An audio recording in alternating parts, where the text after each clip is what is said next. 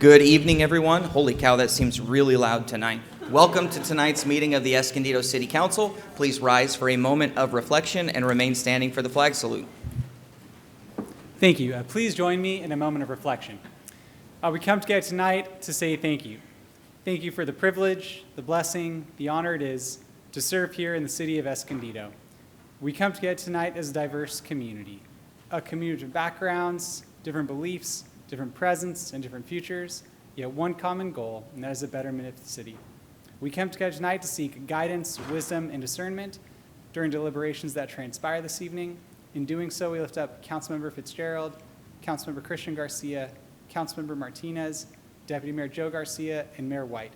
May they be granted peace and wisdom as they lead our city into a bright and prosperous future. Amen. Please join us in the pledge. Ready to begin? I pledge allegiance to the flag of the United States of America and to the republic for which it stands, one nation, under God, indivisible, with liberty and justice for all. All right.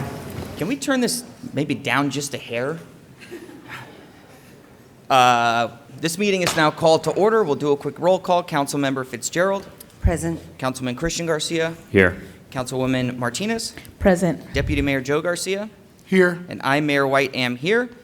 That takes us to our proclamation, and would anybody who would like to join for the Parks and Rec Month, please join me at the podium.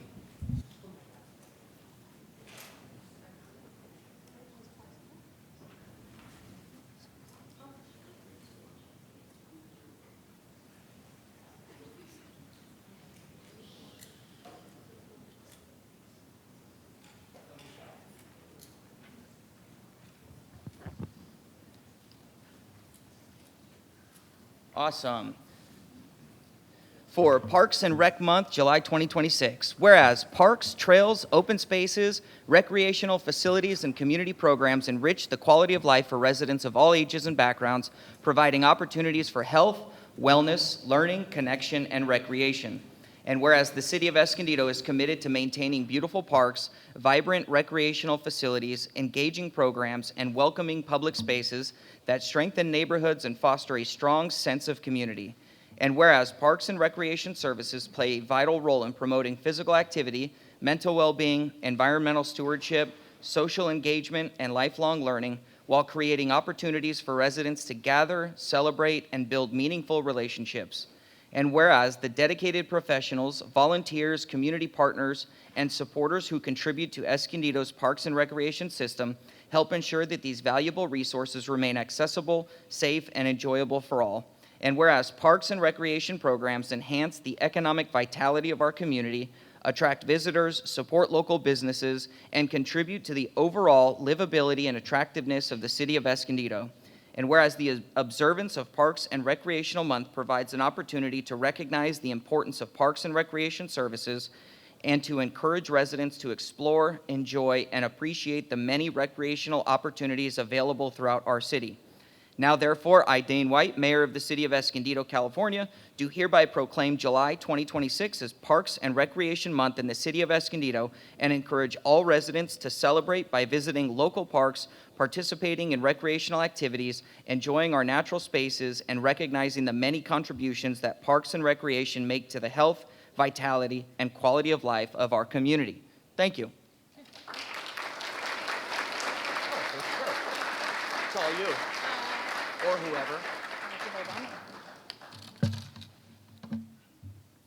Good evening, Mayor, council members, and our community. Thank you for a few moments of your time this evening. My name is Stephanie Wilson, and I'm a Recreation Supervisor in the Community Services Department. It's truly an honor to stand before you as we recognize Parks and Recreation Month for 2026, and this year's theme, which is the power of Parks and Rec. Power is a fitting word because what we do in Parks and Recreation doesn't just happen in a moment. It builds and grows over time, creating lasting return for our community. You can see it in the nature here, in our lakes, trails, and open spaces, where something as simple as a couple's quiet morning walk around Daily Ranch becomes a lifelong habit of health and wellness. You see it too in the steady presence of our park rangers, which are actually patrolling right now. That's why they're not here. Helping keep our shared safe spaces at leisure parks, sports parks, and our lakes so families can gather and residents can explore with confidence and safety. You can see this power in what we would call play. Preschoolers stepping into a ballet class at the East Valley Community Center, unsure but excited. And years later, growing into a confident performer, perhaps even a prima ballerina. And I am proud to say that is a true story from the East Valley Community Center. And behind it all, we're supported by our partners in Public Works, the often unseen backbone of our operations, who respond when something needs repaired, replaced, restored. Their dedication ensures that every park, facility, and space is safe, welcoming, and ready for our community. Together, Parks and Recreation is more than just a place or a service. It's an investment in Escondido. And like any strong investment, it grows over time, building prosperity and strengthening emotional well-being, and enhancing the quality of life for residents and visitors alike. Here in Escondido, we are not simply maintaining spaces, we are creating opportunities, strengthening connections, and investing in a healthier, more vibrant future. And that's the true power of Parks and Rec. Thank you. Can we get a picture?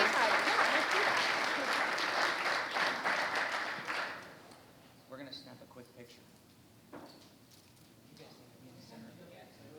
Yeah, for sure.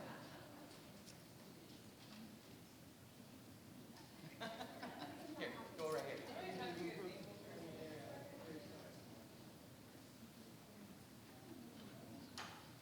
Ooh, what photography?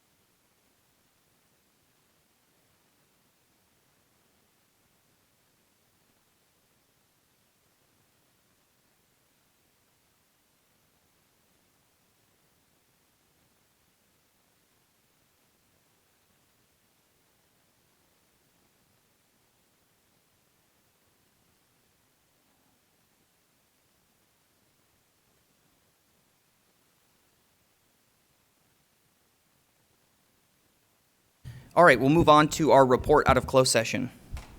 Thank you, Mayor. The City Council heard 3 items in closed session this evening. Only one is appropriate for public report at this time. Pursuant to Government Code Section 54954.2B2, the Council heard 1 item that was not on the posted and published agenda. In the matter of a written request from Council for UC San Diego Health in connection with the formation of the Palomar UCSD Health Authority, a JPA created by Palomar Health and UCSD Health, received by my office at 9:30 last night, the City Council was asked to consent to the phased assignment of the development agreement between the City of Escondido and Palomar Pomerado Health to the Palomar UCSD Health Authority. The city's regular meeting and closed session agendas were published on June 18th, 2026. This expedited action was sought by UCSD Health and Palomar after close of business on June 23rd to meet the Phase 2 transaction closing date of June 30th, 2026. The City Council is starting its summer recess at the conclusion of this meeting and would not be back in session until July 29th, 2026. The City Council first voted 4-1 to consider this item in closed session, finding that there is an apparent need to take immediate action and that the need for action came to the attention after the Council had posted the agenda. The City Council then voted 5-0 to request that the parties to the JPA appear before the Council publicly to report out on the status of the JPA and outline the need for the city's consent to the development agreement before the city gives consent to the assignment. Close of report. Okay, thank you. We'll move on to non-agenda public comment. Thank you, Mr. Mayor. We have a number of non-agenda public comments. Due to that, and we'll be limited to 10 minutes at the very beginning. So those who've submitted public comments that are not on the agenda, we'll do 10 minutes right now. Then we'll do the remaining balance at the end of the agenda. If you have not submitted a form and wish to, we have yellow forms back there. Just bring it to myself and we'll make sure you get called forward. You'll have 3 minutes each and you stand at the podium to address the council. Our first speaker is Jesus Bustamante.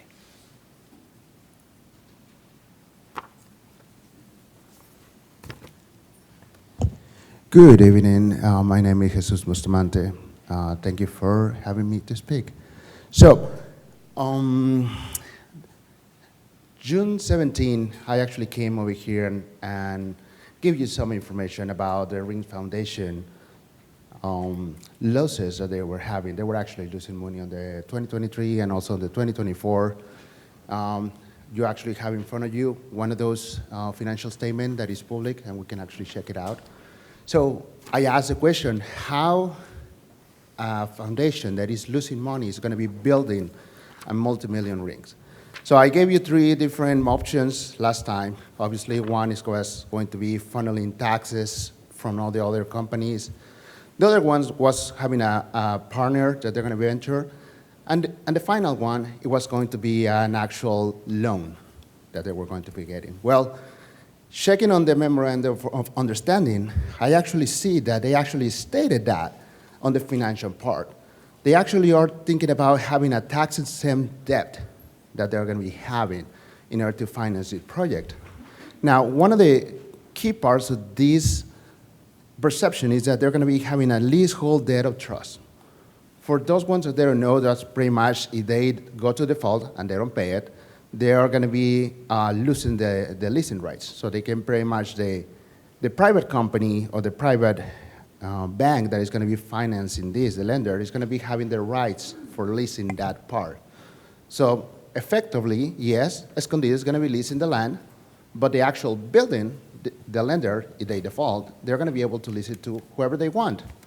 They can lease it to Acme Company. They can lease it to the Seagulls hockey team. They can lease it, I don't know, to the Anaheim Ducks, because they're going to be having the lender rights. Now, I don't know about you, but not even having the best attorney on town, Mike McGuinness on my side, I will definitely not go into that. Why? Because we had seen it on some other cities. Actually, Mesa in Arizona, they have a similar project, the Mesa Legacy Park. It's really similar to this. It was a non-profit operator. We have a non-profit operator. It was a tax-exempt financing. They were doing the same. We have a foundation that is trying to do a tax-exempt financing, and they're also having this public justification. Guess what happened with them? They went into default, and now they were having a huge fight into how they're going to be handling their land. And unfortunately, the Mesa City is actually dealing with that. So we don't want to deal with that over here in Escondido. And unfortunately, this is going to be impacting Escondido residents, not the people that is coming outside and talk in favor of this. Thank you. Yes, thank you so much.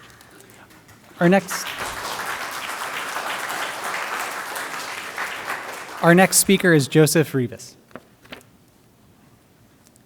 Joseph Rivas. All right. Our next speaker is Ruth Weber.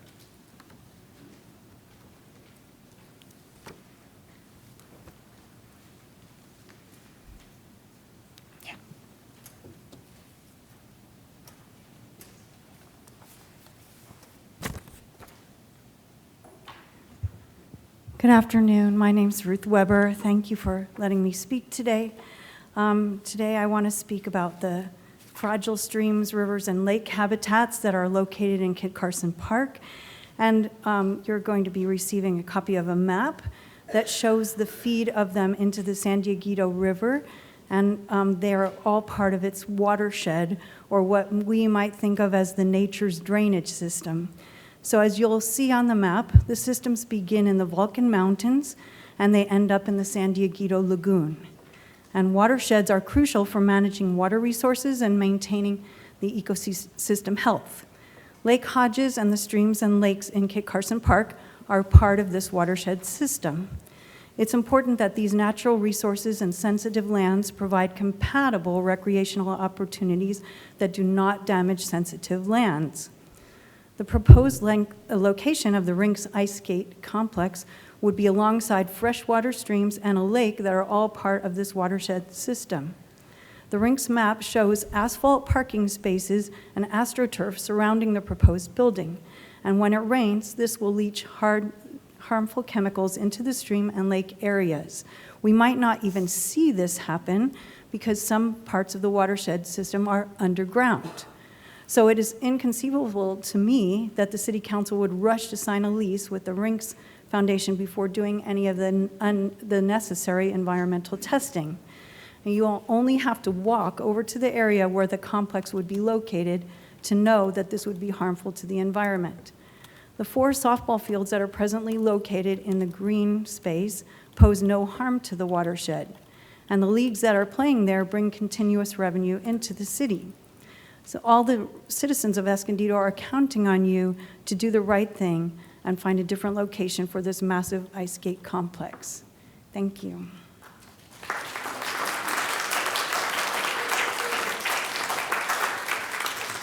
Thank you. Our next speaker is John Weber.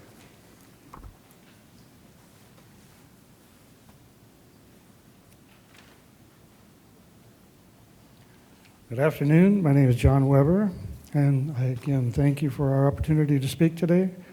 The Rinks proposal for a massive ice skating complex in Kit Carson Park will have a number of adverse effects on both the park and on our community. For example, there will be a tremendous increase in traffic congestion on Bear Valley Parkway, especially during certain hours of the day and evening, and in particular during any skating complex events. As anyone who travels the Bear Valley Parkway corridor as schools are letting out can attest, the streets are already highly congested and pose a significant threat to public safety. As a retired probation officer, I am highly concerned over the increased impact the additional traffic congestion will have on all our first responder vehicles, such as fire engines, ambulances, and the police. There are also a number of environmental impacts on our public park, as previously mentioned here today. The building of such a massive complex would also reduce the park's green space by 14 acres. Before allowing any massive commercial entity such as the Rinks Ice Skating Complex to be built in our public park, the public has a right to know the impact of such a massive complex will have on our public park land and to vote as to whether or not they want such a massive complex built in our public park. The failure of the City Council to inform the public of the impact this massive project will have on our public park and to allow the citizens of Escondido to vote on this matter prior to the signing of any lease agreement is unconscionable and a violation of the public trust. The Escondido City Council is supposed to be a democratic body, so allow all the citizens of Escondido to vote on this proposal before you allow any commercial entity in Kit Carson Park, the jewel of Escondido. Thank you.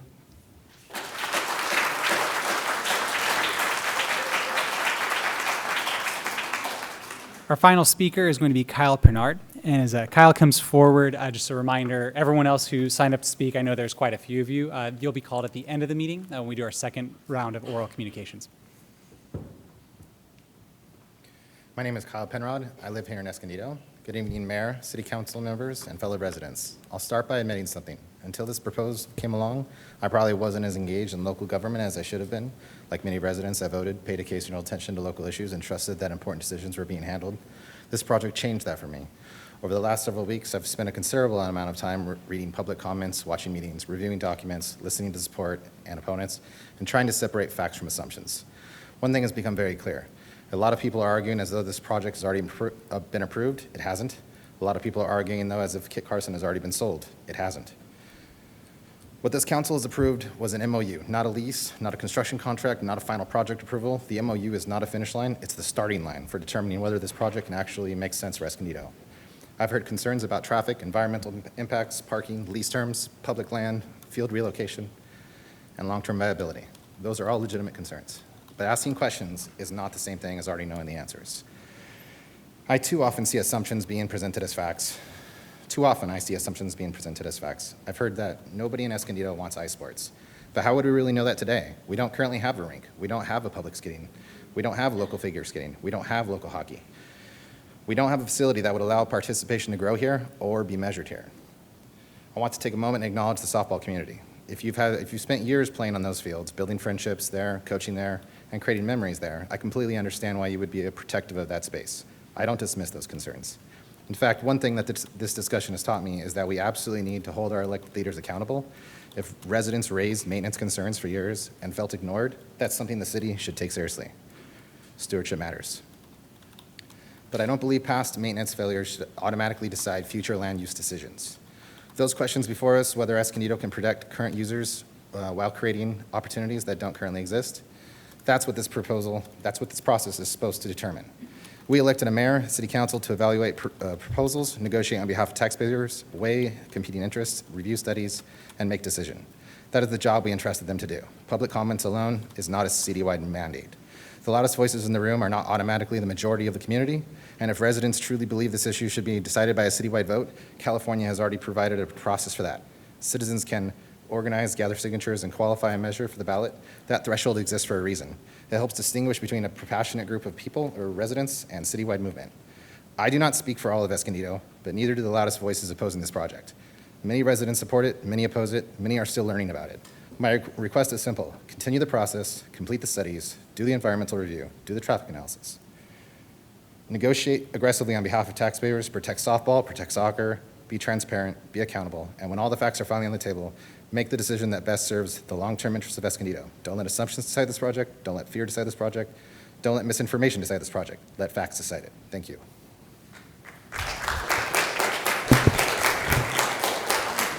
Thank you, Mr. Mayor. Now we can move on to the consent calendar. Okay, tonight, if my understanding, items 10 and 14 have been pulled from consent? Yes, by the public. So I'll make the motion to approve items 1 through 9, 11, 12, and 15 through 19. I'll second. Please Miss- vote. Yes. And Mr. Mayor, prior to the vote, we did have one public comment on the consent calendar as a Sorry. whole. Just, yeah, no problem at all. Go ahead. Greg Oliver. Yeah.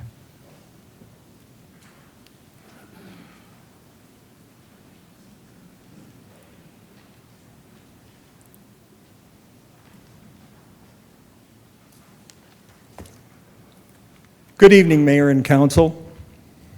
For 2 years, I've studied your agendas, read staff reports, and watched this dais, trying to shake my conclusion that this city is irresponsive to its people. Your published priorities mandate trust and accountability, business friendliness, business and land development, and financial stewardship.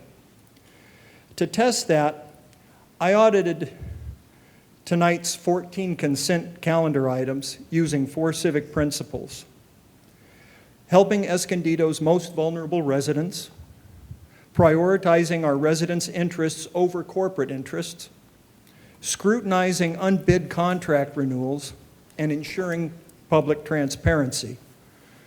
I forwarded detailed remarks to every item to city staff via the clerk's office. In response, I received 12 phone calls from probably 20 city professionals that were sitting in groups.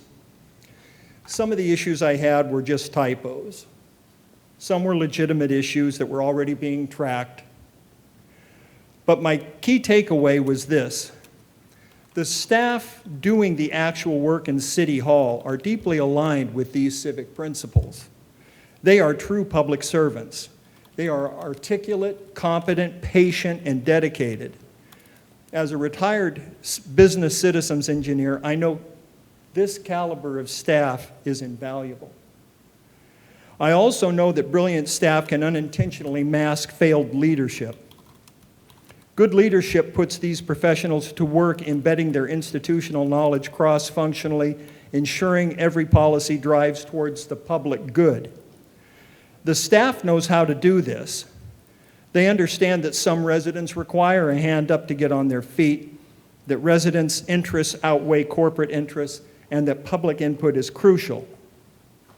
So why do I feel a disconnect? Because that ethical, rigorous thinking is frequently absent in your council policies. Staff didn't decide to omit affordable housing mandates. Staff didn't decide to push ice rinks into neighborhoods that reject them. Staff didn't vote to extend contracts to law enforcement agencies that intermittently suspend constitutional compliance. With the professional staff currently in City Hall, Escondido could be a shining example of municipal governance. The front line is doing its job. It's time to put people on the dais that are on the same page. Thank you.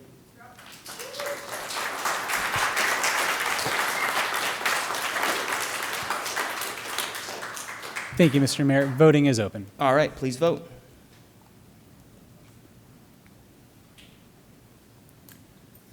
Motion approved, 5-0.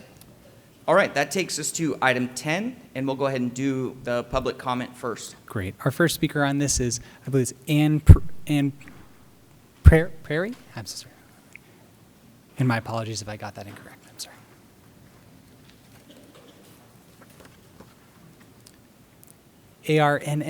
ARNNPREWI? Oh, perfect. Thank you so much. All right.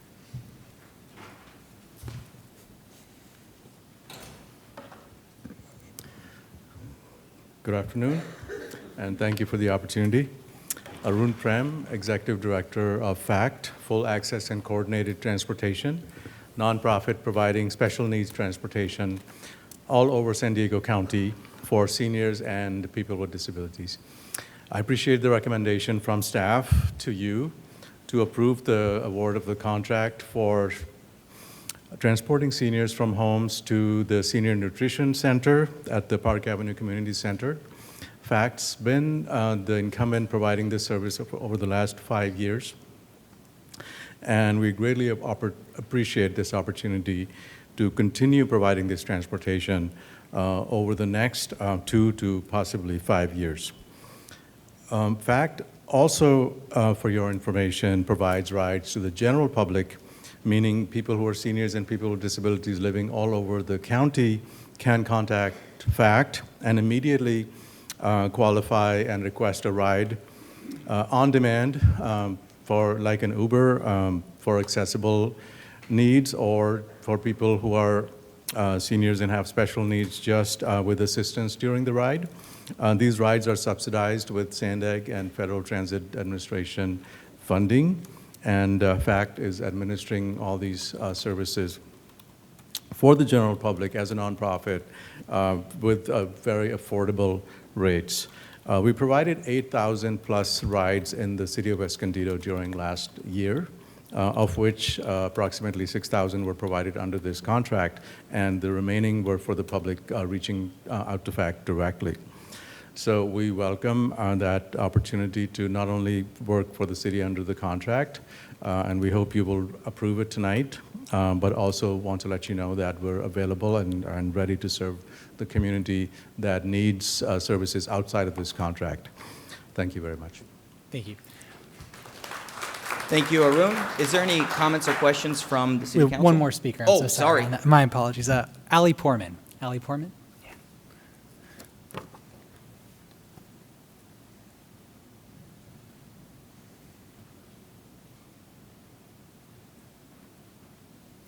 Good evening, Mayor. Good evening, council members. I'd also like to thank you for the recommendation for approving the transportation for the Park Avenue Community Center. We have built a great relationship with staff and the riders. We get constant compliments, and they really appreciate having a one-on-one transportation to the Park Avenue's Community Center. So thank you very much for the consideration and for your approval. Thank you. Thank you. No further public on this item. Any questions or comments from the council? If not, a motion? I have a motion. Perfect. Please vote. Voting is open. Motion approved, 5-0. Okay, the next item would be item 14, the specific plan amendment to amend the Rancho San Pasqual specific plan to allow for the development of the Dos Osos RV Resort and Golf Club. Thank you, Mr. Mayor. We do have one speaker on this item, Christina Miller, and then we'll only do a presentation if needed. Thank you. Oh, no, Christina, you can come forward. Yes, thank you so much. Great. Good evening. Thank you for allowing us to have this open forum this evening about this. I was doing some quick research on this particular proposal, and one of the things that came up to me immediately is that this is in a very high fire severity hazard zone, and that brings, of course, a lot of challenges to it, specifically because the 2007 Witch Creek fire did go directly through this area. So as we think about developing in this area, specifically with, and I haven't heard the proposal, so I could be wrong, if we have a transient, population, and I don't mean unhoused, but those that are coming in from out of town on a more restricted roadway, and there is a disaster and/or emergency based upon fire behavior, or perhaps flooding based upon previous fire behavior, the concerns I have are about meeting those folks that are in our city, getting that alert and warning out to them in a way, and also allowing firefighters to get in there. When we bring folks into the area that don't know the area, that increases the risk. And also, building in a very high fire hazard area is very challenging and impacts the rate holders of those that live nearby and insurance rates. Something I would like you to really consider. Just as we would not build new homes in a FEMA flood hazard plain because the risk is too high, I ask that you send this back to planning and have them really look at this project as it relates to wildfire hazard. As Fitzgerald and I often we align on first responder stuff, and we're probably not going to align on this, and that's okay. But public safety is one of the things that's really important to me, and I really want to make sure that we're really thinking about this. And should the occupancy not necessarily be the transient occupancy from out of town, but perhaps those that are unhoused and looking to seek shelter, I also have concerns about that as we look at the high heat index and the cost that it takes to cool down a motorhome to make sure those people are safe during high heat disasters, which do happen in our city frequently. We don't have a whole lot of cooling shelters. So anyway, I just want you to really think about this very high fire severity hazard and putting a lot of people in the area that don't know it, and how do we keep them safe? Thank you. No more speakers on this item. Okay. It's all you.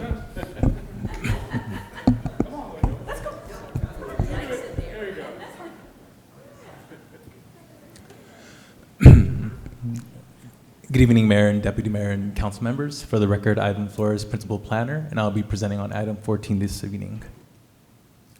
Here's a brief agenda highlighting the items we'll be discussing this evening, starting with the applicant's requests and ending what city staff's recommendation is. On May 11th, 2026, Kyle Weckert, on behalf of PG Dos Osos LLC, submitted a request to amend the Rancho San Pasqual specific plan. This amendment would facilitate development of a recreational vehicle resort that would allow up to 82 RV spaces and 42 fully furnished cottage-like facilities. In addition to that, they will also construct a pool and pool deck and other amenities to support the golf course that is on that site.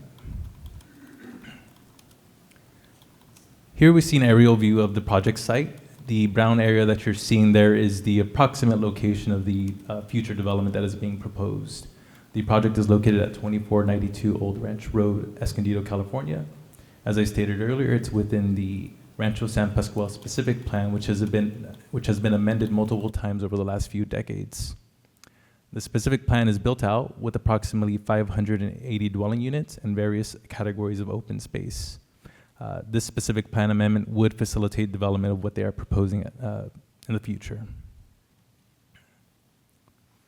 At this time, the applicant is requesting authorization to proceed with the development project as proposed.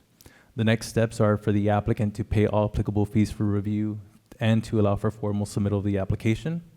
Once city staff reviews is provided all that information, we will conduct an analysis of the proposed project for compliance with the general plan, Escondido Municipal Code, and the existing specific plan. Concurrently, city staff will be reviewing technical studies to address any potential environmental impacts caused by the project, which include also hazards from wildfires. After that, and after the city has conducted its review, we will schedule public hearings before the Planning Commission, who will provide a recommendation to the City Council at a future time. At this time, we are asking City Council to adopt Resolution 2026-111, authorizing further processing of this development project. That'll conclude staff's presentation, and we're available for any questions. Thank you. There's no other public comments, correct? None. Okay. The only question I have is with respect to the public comment that was made. This, initiating this process kind of encompasses what she was referring to? That is correct. Okay, perfect.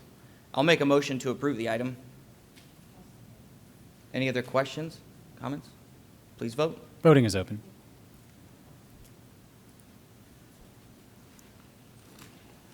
Motion approved, 5-0.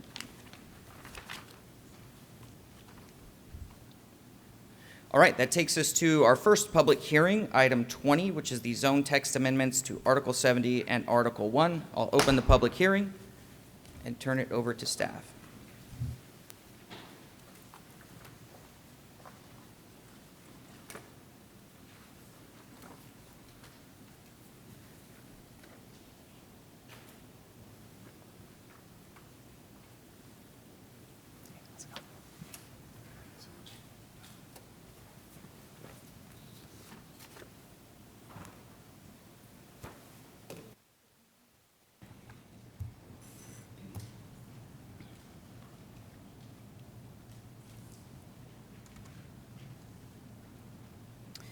Good evening, Honorable Mayor and council members and the public.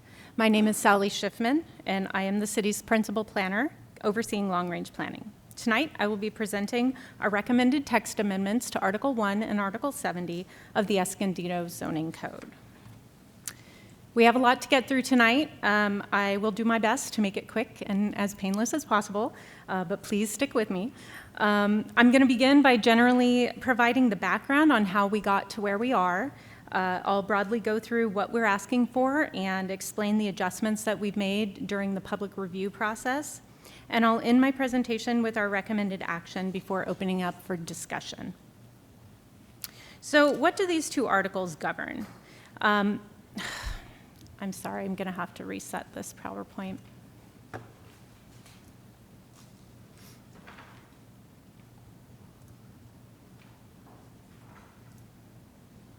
That should fix the issue. All right, what do these two articles govern? These are articles found in Chapter 33 of the Escondido Municipal Code. This is our zoning code. Article 1 provides the general provisions and definitions of the Escondido zoning code. And the proposed changes to Article 1 are simply a result of the need to update some definitions to align with the new Article 70. Article 70 provides regulations for the establishment of accessory dwelling units, or ADUs, and junior accessory dwelling units, or JADUs, as an additional housing type for our city. Currently, this section covers a variety of topics, including development standards, requirements for existing non-permitted accessory units, application procedures, as well as the process for approval or denial. This article will be the focus of tonight's presentation. Since 2017, the California legislature has enacted a series of laws to expand the development of ADUs and junior ADUs as a strategy to increase statewide housing supply. These laws apply uniformly throughout California and preempt conflicting local regulations. Collectively, state laws constrain local authority over ADUs and JADUs. Fundamentally, local regulations may not impose standards that are more restrictive than state law, and conflicting provisions are void. While cities retain the ability to adopt objective standards where permitted by statute, state ADU law substantially curtails discretionary review and sets policy limitations on ADU development. The laws listed here have been those enacted since 2024, but this is not an exhaustive list. There's many of them online if anyone is interested, but the original Planning Commission staff report, which is part of attachment 1 of tonight's staff report, does provide further detail. Staff has been falling back on utilizing raw state law as we've been assessing ADUs while we're going through this update process, so it's pretty cumbersome. I do want to highlight that AB 1033 there at the top, that is a local option statute providing cities an opportunity to adopt language regarding the separate sale of ADUs, and I'll be talking about that further in the recommended amendments. So how did we get here? During the second half of 2024, staff had undertaken our annual review of our zoning code and determined that there were multiple areas that required revisions, including to Article 70. Updates were made at the time in order to comply with state law as staff understood it at the time. In January of 25, the annual omnibus update was reviewed by Planning Commission, which recommended approval of the proposed updates, including those to Article 70. However, prior to getting that item to City Council, Planning Services received a public comment letter from the California Housing Defense Fund identifying concerns with the drafted amendments and asserting that the updates to Article 70 fell short of the requirements under law. As a result, staff pulled Article 70 changes from the omnibus, and upon further analysis, we agreed that the proposed ordinance did fall short of the law, and it was determined that a comprehensive update was required. The proposed amendments before you this evening have been thoroughly analyzed against all relevant ADU laws to date up until the first of this year, and they have been vetted through the city attorney's office, and staff is confident that should this move forward tonight, we will be being in compliance with law, and we will have addressed the concerns raised by Cal HDF. Okay, so we're going to get into the changes. ADUs are specifically governed by Government Code Sections 66310 through 66342 of state law. And the foundation of the changes before you this evening are really rooted in two primary sections of the law. So we have Section 66323, which creates 4 categories of ADUs that must be approved through building permits only, and they are only subject to the standards that are set forth within that section. These are so-called state-exempt ADUs, that's what we've labeled them in the new ordinance, and those units are allowed regardless of whether we have an ordinance or not. So that is just straight state law says those can be permitted through building permits. We cannot, whether we have an ordinance or not. Then we have Government Code Section 66314. This section allows cities to adopt an ADU ordinance that then allows us to provide for some local objective standards. All of those standards must be related to design and development standards only. So these are height, setback, landscape, max size of units, et cetera. We're referring to these as standard ADUs. Once a city chooses to adopt an ordinance, then virtually all aspects of state law, 310 through 342, must be adhered to. So the changes are extensive in the ordinance. They kind of fall into 4 different buckets, and I'm going to go through each of those. So administrative changes, these are fairly simple. This is simply we updated the references to the government code as that has changed. We reformatted the section in order to better align with other articles of the zoning code. We've created a definitions list specific to ADUs and JADUs that is in alignment with state law. We've renamed some sections and simply renumbered things.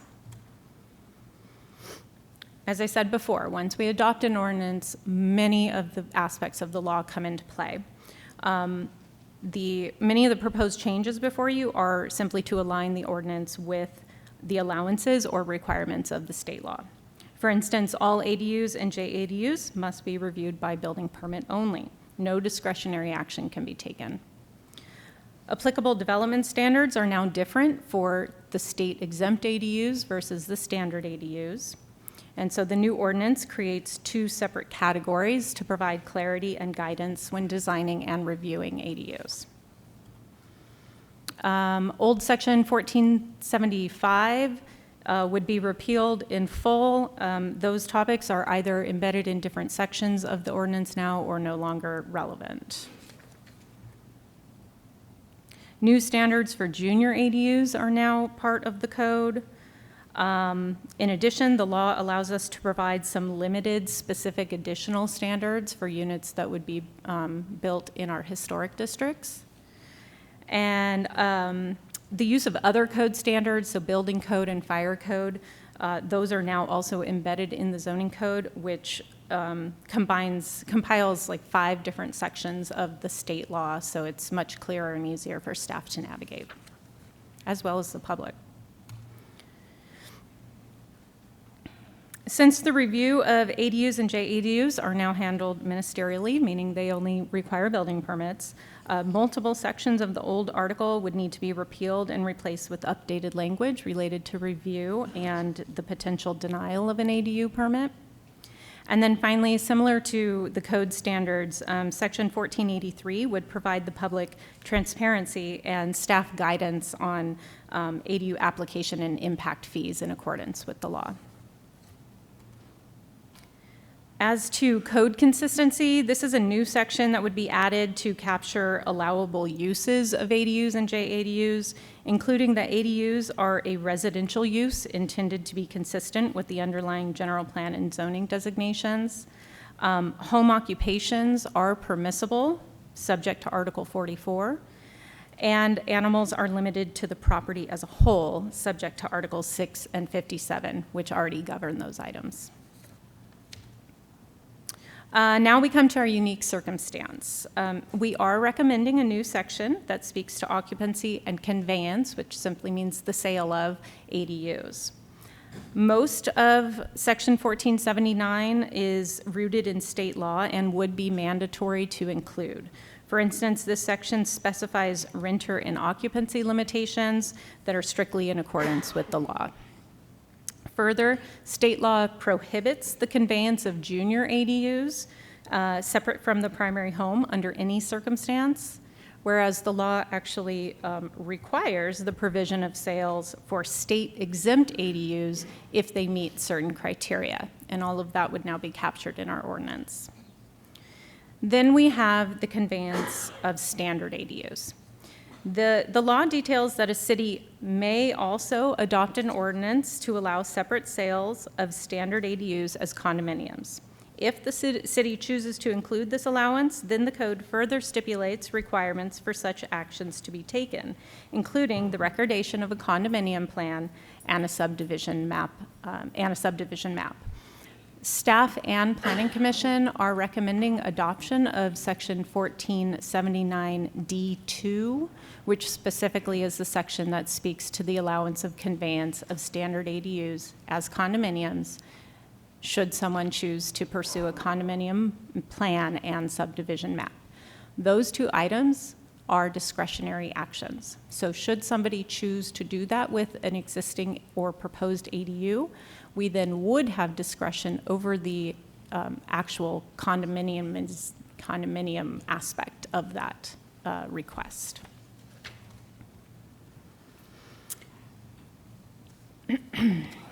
During the process of updating Article 70, we have received comment letters from the California Housing Defense Fund. So the first letter is what kind of precipitated this update. The second letter was received prior to the April Planning Commission meeting, in which the organization did applaud staff for our efforts and provided 4 areas of concern. They requested clarification as to the number of detached units on multifamily lots. They asked how staff would analyze, quote, traffic flow and public safety. They questioned the height standards for attached ADUs, and they asserted that the window design standards would be subjective. They then also submitted a comment letter prior to the May Planning Commission hearing, again acknowledging improvements and asserting that the section of the ordinance related to traffic flow and public safety was still subjective, and they felt that it should be struck from the record. From the ordinance. In addition, we have received a letter from the same organization as of this afternoon. You all should have received it, and it should be in the public record. They again have acknowledged that staff has made large strides, and they asserted three remaining items, which is that if we are to adopt 1475A3, we need to have it be objective, not constitute discretionary review, and not contradict the law. As to Planning Commission, at its April hearing, Planning Commission articulated concerns related to the erosion of local control over ADUs and requested staff clarify the differences between what the law was requiring versus what we were recommending. They further provided input related to objective design standards for windows and asked that staff provide a more flexible menu option to applicants. They did choose to continue the item. We subsequently provided briefings to planning commissioners, and the three primary topics at each meeting included just specifications to the state law. We discussed in more detail the conveyance of the ADUs, and we previewed the menu option for the windows. And then during the May public hearing, we presented our text amendments. We further refined those in coordination with Planning Commission, and we made changes to items related to height, windows, number of units, and traffic flow and public safety, which I'll be going through in a moment. And Planning Commission did vote 6-0 to recommend approval at City Council. I'm going to just briefly go through these, but I'll keep them on the screen for a moment for those that would like to read through them. In relation to number of detached units, the original commenter asked that we clarify what we meant by these units shall be inclusive of those permitted under a previous section. It was determined that this was unnecessary language, so staff has recommended that that be struck and that we specify that the number of detached units would be in relation to the number of existing primary units on a multifamily lot. As to traffic flow and public safety, the commenter had requested that this item be removed from the ordinance. Staff disagrees. This is an option within state law that we are allowed to review an application based on traffic flow and public safety concerns. But we did include, we revised the language to include a list of engineering design standards that we use regularly on other projects to assist staff in what that means. What does it mean to look for those traffic flow and safety concerns? So we've added this language that they will review it on site-specific topics where applicable and pursuant to our standards. Height was an easy one. The commenter pointed out that attached units could not be lower than 25 feet. This was a typo. We had written in 24 and it was 25. So we fixed that. We also adjusted the language to be a little clearer. And then finally, with the windows, the original commenter had stated that our window design standards included subjective language. Staff initially just simply requested that we remove the word substantially, and Planning Commission preferred that we include more flexible language and a menu option for applicants. And this is what we've come up with. So there are kind of two paths that people could take with windows. One would be that they could simply show that their proposed windows are the same as what their primary house has already. Or, especially with older homes, they would need to show that they meet 3 of the objective standards that we've provided here. And this is both for our standard ADUs as well as our junior ADUs, and this is the same language. Almost done, I promise. Not forgetting our minor updates to Article 1. These would incorporate definitions for accessory dwelling units and junior accessory dwelling units simply to align with the new language in Article 70. Proposed amendments to Article 70 are ministerial actions undertaken to implement mandatory state law. Therefore, the city lacks discretionary authority to deny, modify, or condition these provisions based on environmental considerations. Accordingly, the action is not subject to CEQA pursuant to Public Resources Code Section 21080B1. It is also statutorily exempt from CEQA under CEQA Guidelines Section 15268. Further, the proposed amendments to Article 1 are exempt pursuant to CEQA Guidelines 15378B5. Assuming council chooses to approve the ordinance tonight, our next step would be to submit a copy to the Department of Housing and Community Development for their review and acceptance pursuant to law. I do want to point out that there is one minor edit that will be required within the ordinance. So item C of the first page of the ordinance does incorrectly label the Planning Commission resolution number as 26-13. It is in fact 26-06. So I would request that that change be incorporated into action tonight.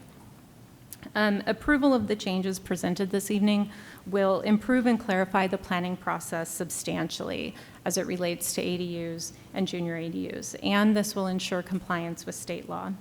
Therefore, City staff and Planning Commission recommend adoption of ordinance number 2026-13, approving text amendments to Article 70 and Article 1 of the Escondido Zoning Code. That concludes my presentation. Thank you so much for sitting through it. I am here to answer any questions that council or the public may have, and I'm available. Do we have any public comments on this item? None. Okay. I'll turn it over. Go ahead, please. Did you submit a public comment? Oh, I'm so sorry. I just want to make sure that, okay. We No do or public no? comments. No public comment?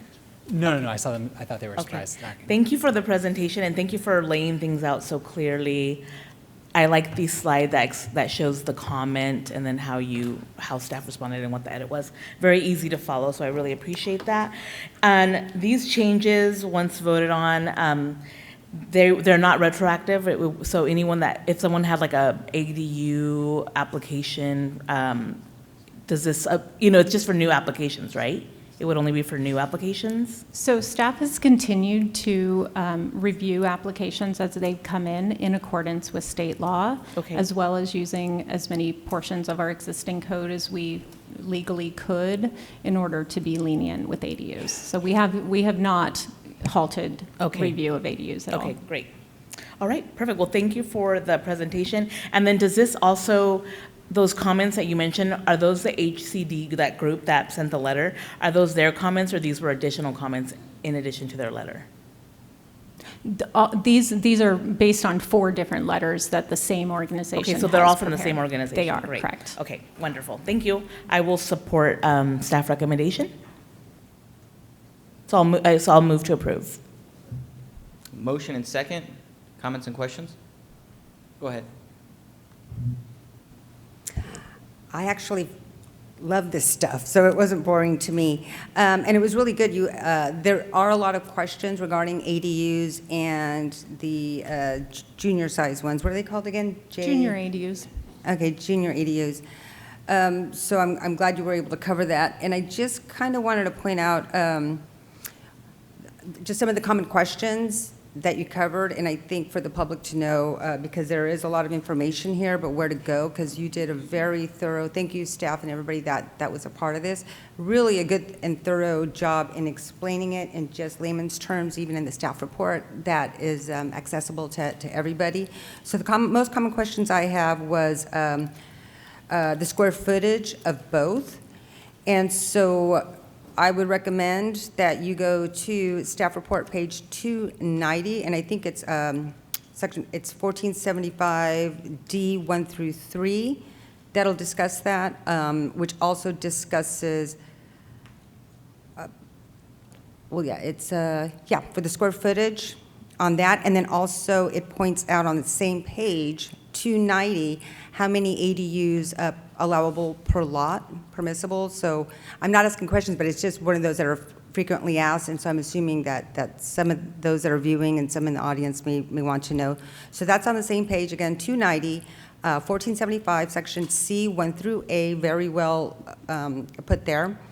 And then the parking requirements, that's on page 296, which again, you addressed here, but this goes into detail as far as what qualifies, what doesn't, as far as what it is that we require or the state requires. And then one of the bigger ones was the condo conversion in HOA communities. So we understand the condo conversion, that would make sense that we would be able to do something like that, but HOAs have different set of bylaws and things that we would have to work with them, and that is on page 301, section 1749, D and H. So I just want to give that to the public. Really good reading. If you guys are thinking about that or thinking of building on your home, if you want to, downsize for yourself. But I just want to thank staff. This was really good information, and people have been asking, and that is something that, again, as we face, or we are doing a really good job with managing the housing crisis in Escondido, that this is a really good option. I did want to ask, maybe that is something later on, but I know the city manager attended a seminar where you spoke on the the Lake Dixon, and it was on ADUs. Is there something that may come up?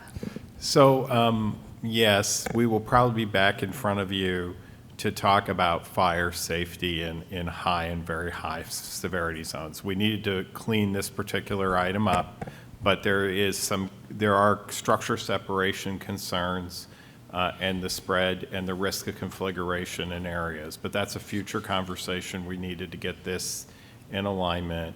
I was just talking to staff about this, so we'll be back in front of you at a very soon to talk about structure separation. All right, well, we're on it, folks. So thank you so much, Sally. I appreciate you and your staff. And I too will approve.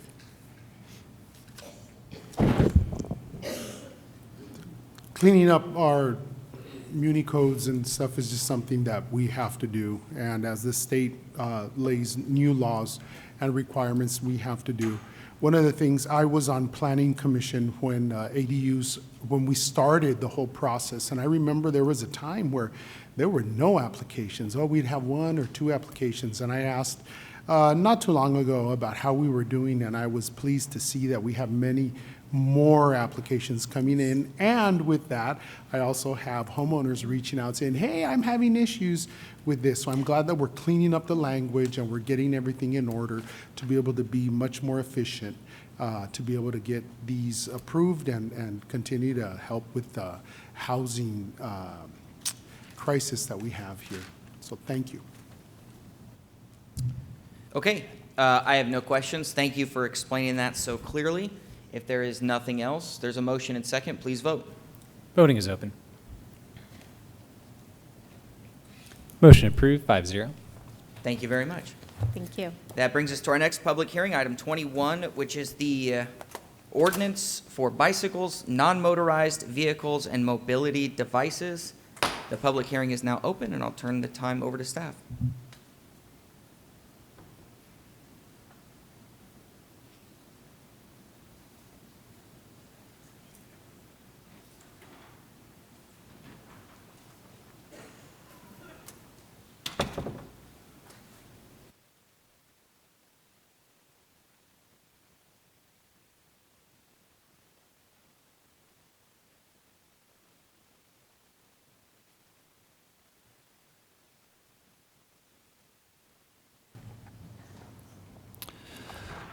Good evening, Mayor, Deputy Mayor, members of the City Council, and City staff.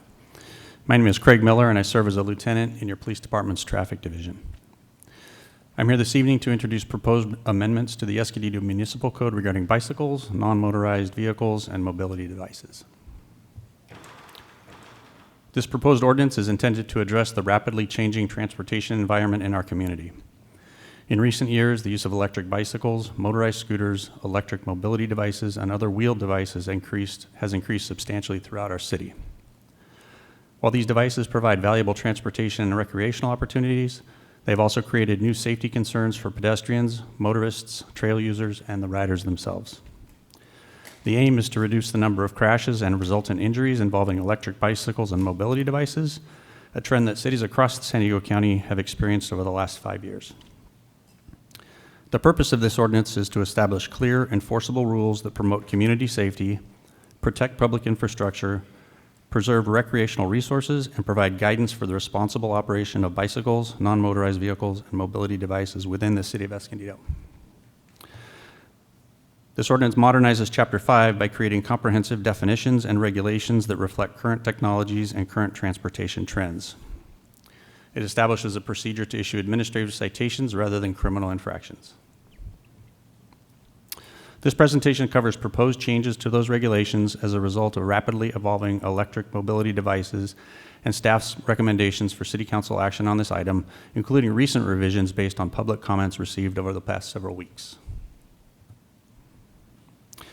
For the purpose of this ordinance and in alignment with the California Vehicle Code, the term mobility device includes electric bicycles, electric personal assistive mobility devices like Segways and other self-balancing two-wheeled devices, electrically motorized boards, motorized scooters, and shared mobility devices like Lime and Bird scooters that are available for short-term rental. Currently, however, there are no shared mobility device companies operating within the city of Escondido. This proposed ordinance also clearly defines the different classes of electric bicycles, device operators, parks, open spaces, recreational areas, and reckless operation. These definitions are based on existing California Vehicle Code provisions to ensure consistency with state law.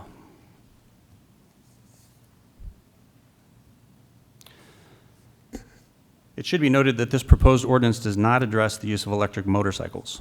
The California Vehicle Code already expressly prohibits their use on public roadways unless they're registered through the DMV, equipped with proper safety and lighting equipment, and the rider possesses insurance and a driver's license with a motorcycle endorsement. Violation of these laws would continue to be processed through the San Diego County court system. The proposed regulations establish several fundamental operating standards, including the requirement to exercise due regard for the safety of others and comply with applicable laws. The ordinance prohibits operation in willful and wanton disregard for the safety of persons and property and the requirements to obey existing rules of the road. This ordinance reinforces existing passenger and helmet requirements and requires riders under the age of 18 to wear properly fitted and fastened helmets consistent with California law. Additionally, all riders of Class 3 electric bicycles are required to wear a helmet. It establishes clear rules regarding where bicycles, mobility devices, and non-motorized vehicles may operate. The ordinance protects sensitive recreational and natural resources by prohibiting mobility devices on trails, parks, and open spaces, including Kit Carson Park and Daly Ranch, unless specifically authorized. Class 1 electric bicycles would be permitted on designated trails where allowed and only when operated in a safe manner.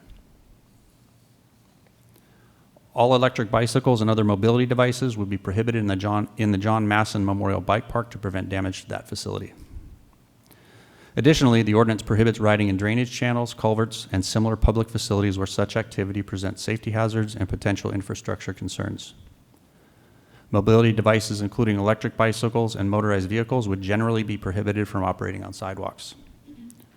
Traditional bicycles would be permitted on sidewalks only for children 12 years of age and younger, except in the central traffic district in and around the Grand Avenue corridor, where non-motorized devices like roller skates, scooters, and skateboards are already prohibited since there is a high volume of pedestrian traffic walking in both directions, as well as crossing sidewalks to access storefronts. A significant component of this ordinance addresses youth safety. Recently, the state legislature established the San Diego Electric Bicycle Safety Pilot Program, which runs through January 1st, 2029. Under that authority, any city within San Diego County may, by ordinance or resolution, prohibit children under the age of 12 from operating Class 1 and Class 2 electric bicycles within the city. The Vehicle Code already prohibits children under age 16 from riding fast or Class 3 electric bicycles. The cities of San Diego, Chula Vista, Coronado, Santee, San Marcos, Carlsbad, and La Mesa have all adopted the ban. Children under 12 generally have less developed executive functioning skills than adolescents and adults, including assessing risks and dangers, anticipating the actions of drivers, pedestrians, and other cyclists, making rapid decisions in complex traffic environments, and understanding and responding to changing roadway conditions. Electric bicycles also allow young riders to travel significantly faster than a conventional bicycle. At higher speeds and on a bicycle weighing 2 to 3 times more than a traditional bicycle, stopping distances increase, crashes become more severe, and injuries to riders and pedestrians are more likely. A growing number of medical research studies show that riders of electric bicycles are experiencing much greater incidences of head injuries, chest trauma, and fractures. A study by New York University that examined 900 crashes on electric mobility devices revealed that roughly 1/3 suffered traumatic brain injuries, more than 2/3 required hospitalization, and about 30% required ICU care.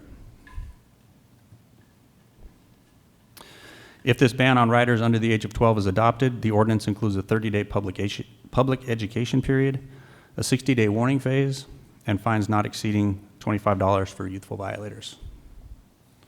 The police department, in cooperation with the city's communications department, will work with local school districts and parent-teacher associations to distribute literature and provide in-person presentations informing children and parents of the new restrictions around the beginning of the next school year. We'll also devise robust media and social media campaigns. And then enforcement is expected to begin around January 2027. This ordinance also emphasizes education and proportional enforcement for all mobility device users. Peace officers and city personnel designated by the city manager, including city park rangers, would be authorized to enforce these regulations. In appropriate cases, violators would be allowed to complete a police department-approved safety course in lieu of traditional penalties. The California Highway Patrol offers a free, self-paced online electric bicycle and safety training program that would satisfy the requirements under this ordinance. Ultimately, the goal is not just punishment, but education and the promotion of safe riding practices. This ordinance authorizes administrative citations for violations and establishes a graduated fine structure. Fines will not exceed $50 for a first violation, $100 for a second violation, and $200 for subsequent violations. This ordinance holds parents and guardians equally responsible for fines incurred by their children if they knew or should have known their child was in violation. In cases involving reckless operation, failure to exercise due regard, or repeated violation, this ordinance authorizes the seizure and impoundment of bicycles, mobility devices, and non-motorized vehicles. These provisions are intended to address the most chronic and dangerous behaviors that create risk to the community. The ordinance provides notice requirements, retrieval procedures, and appeal rights to ensure due process protections.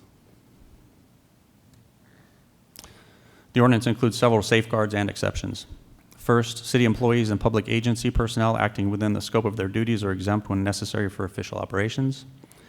And second, the ordinance expressly preserves the rights of individuals with disabilities and does not restrict the lawful use of wheelchairs or any other assistive mobility devices protected under federal or state law. Over the past week, city staff has received valuable input from members of the public, as well as the San Diego Mountain Bike Association, a well-respected organization that has advocated for safe and respectful cycling since 1994. Based on that input, staff proposes the following revisions to this proposed ordinance. First, eliminate the strict ban on wheelies, tricks, or stunts, and instead allow enforcement in any situation where riding behavior rises to the level of reckless or dangerous. There are situations and areas where tricks and stunts can be performed safely without risk to the public. Second, remove the strict speed limit of 20 miles an hour for all bicycles citywide. Avid fitness cyclists and commuters on Class 3 e-bikes regularly exceed 20 miles per hour in a safe and responsible manner. This proposed ordinance already includes the requirement not to exceed speeds that are reasonable and prudent under conditions at the time, in line with the California Vehicle Code. And finally, staff recommends eliminating the requirement for cyclists to dismount within 50 feet of other trail users when the trail is less than 5 feet wide. No cyclist could accurately predict those distances and widths in constantly changing trail conditions and respond in time to comply. Instead, cyclists shall follow the commonly accepted practice of exercising due caution when approaching or overtaking other trail users and yielding right away whenever reasonably necessary for safety.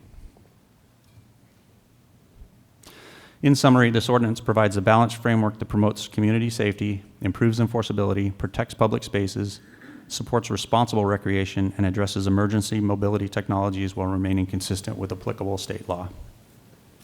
Staff believes these regulations will improve community safety for pedestrians, cyclists, motorists, trail users, and residents throughout the city. For these reasons, we respectfully recommend that the City Council introduce and adopt the ordinance along with its recent revisions amending the Escondido Municipal Code. I appreciate your time and attention. I'll do my best to answer any questions you may have. Thank you, sir. Do we have public comments? Yes, we do, Mr. Mayor. Our first speaker is Natalie Osborne.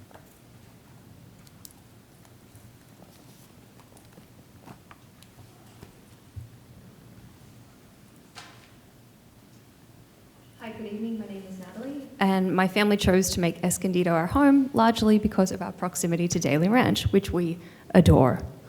I started riding a one-wheel, which is defined as an electrically motorized board, back in 2020, and I didn't expect it to change my life this much. But I met the love of my life on a trail ride. Through this sport, I've built real community. People I now call close friends who are sitting in the back row. Anyone here who's tried to build new, lasting friendships as an adult knows it's really hard. And for 6 years, riding has also been one of the most important parts of my physical and mental health. This ordinance, as it's currently written, takes all of that away. As a safety engineer, I look at data before I blindly accept a rule, except there isn't any data here. I can tell you that by any reasonable safety metric, a one-wheel is far less dangerous than a Class 1 e-bike.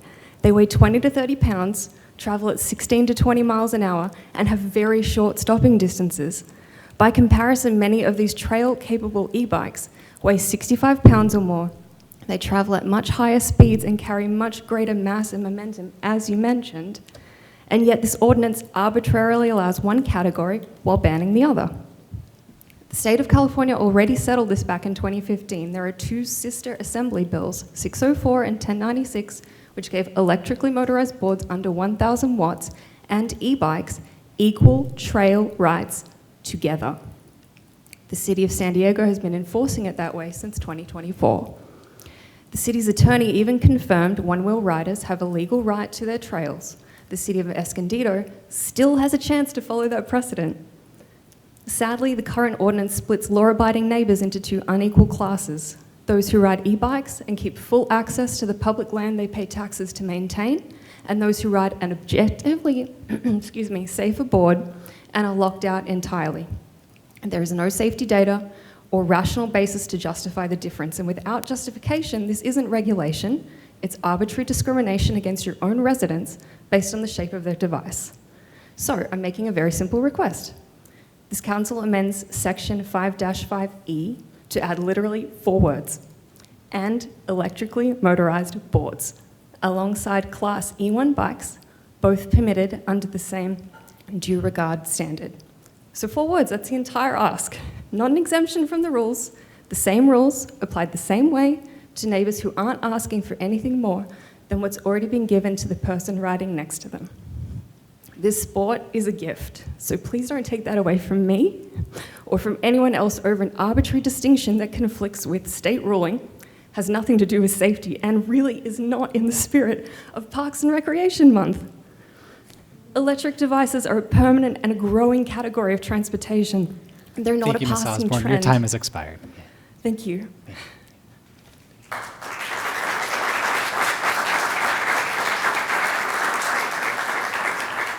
Our next speaker is Tim Zarza.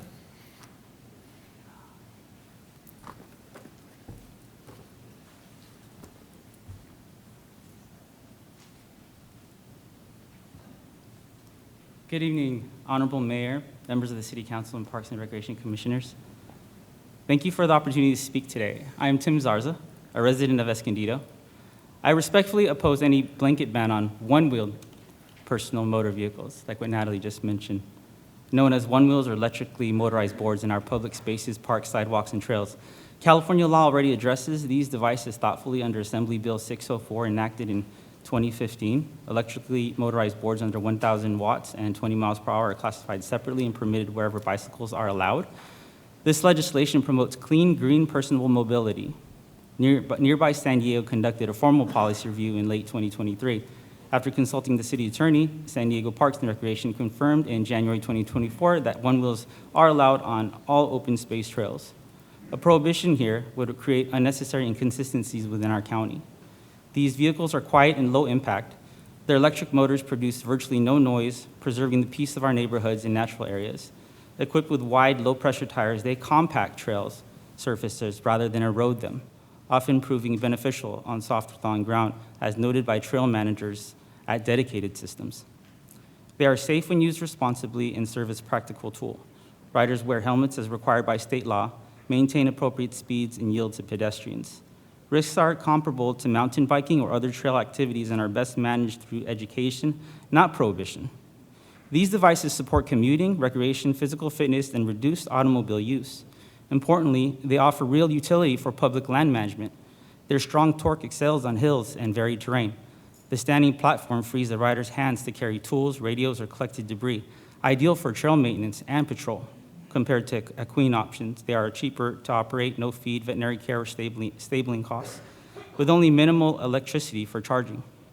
Their quiet operation minimizes wildlife disturbance. Restrictions elsewhere often stem from outdated rules aimed at high-impact vehicles like dirt bikes, not evidence-based review on these low-powered devices.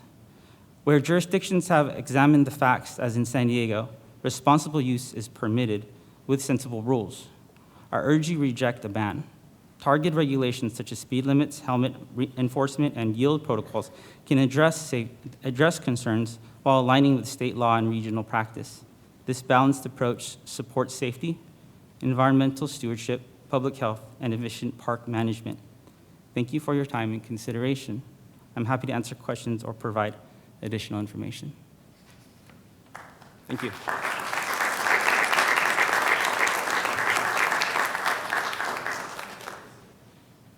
Next speaker is Brian Reinbach.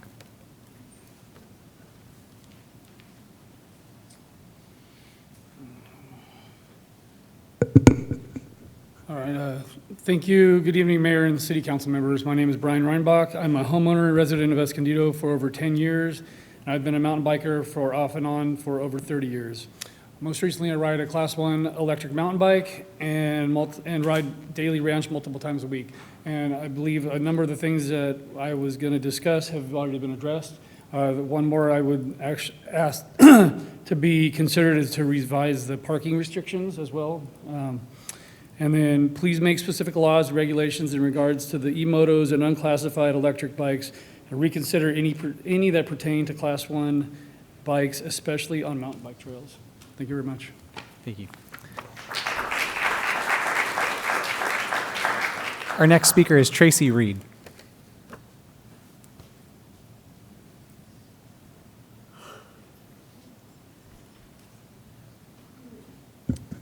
My name is Tracy Reed. I'm a resident of Escondido and a military veteran. I am someone who hikes and rides a mountain bike in Daly Ranch. I ride a Type 1 mountain bike due to my military service, and this ordinance will infringe on my civil rights and my veteran benefits. I am also a member of the San Diego Mountain Bike Association and the Daly Ranch Trail Crew. I have put in many hours of sweat equity making improvements to Daly Ranch trails, and the way this ordinance was drafted or introduced would infringe upon those rights also.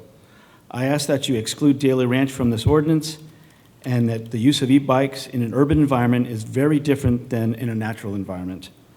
I think the way this was drafted, and still it's being amended, kind of goes too far and should have been put into community input. You don't draft something like this and just throw it out there. I worked for the city of San Diego for 32 years. I drafted 30 or 40 ordinances. None of them ever went to city council without going to the community. Thank you.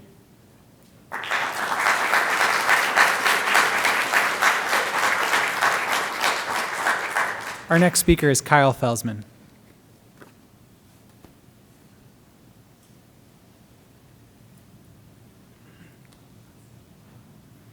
Good evening, City Council members. My name is Kyle Felsman. I'm an Escondido resident, avid cyclist, and user of Daly Ranch. I'm glad that the City Council is updating the bicycle ordinance to address the growing issue of reckless and dangerous riding behavior of e-bikers, especially among minors. However, the proposed ordinance, as written, needs additional work so that the average recreational and commuter cyclist is not overly penalized for minor infractions or even safe legal behavior. This ordinance bans non-motorized vehicles from the Central Traffic District, which is generally defined as downtown Escondido. However, the definition of non-motorized vehicle was changed from its previous definition, so it now technically includes bicycles. I hope that's an oversight, because it would mean that it'd be illegal to ride a bicycle in downtown Grand Avenue, which is a designated bike path. So again, hope it's an oversight.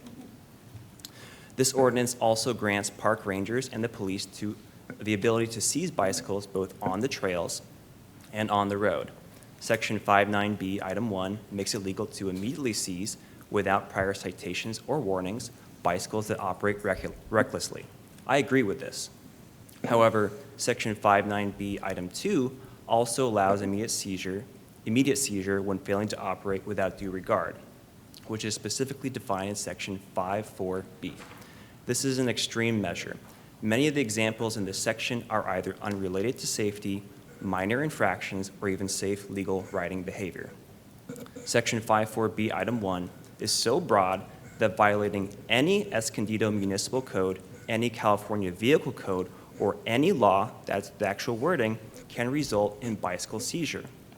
I mean, this is so broad that you could drop a candy wrapper out of your pocket and your bike could be subject to seizure.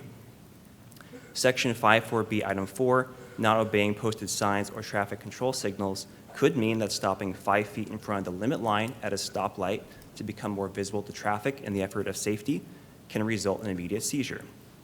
Section 5.4b, Item 9, 20 miles an hour one I think was already addressed. There are other examples. In general, I agree with issuing citations for breaking the law. However, it is extreme to seize a first-time offender's bicycle for minor infractions when they are not endangering the public. Even a car going down Center City Parkway can run stop signs, stoplights, and speed, and only be ticketed and not have their car seized. So why would we seize bicycles for minor offenses and minor infractions? Thank you.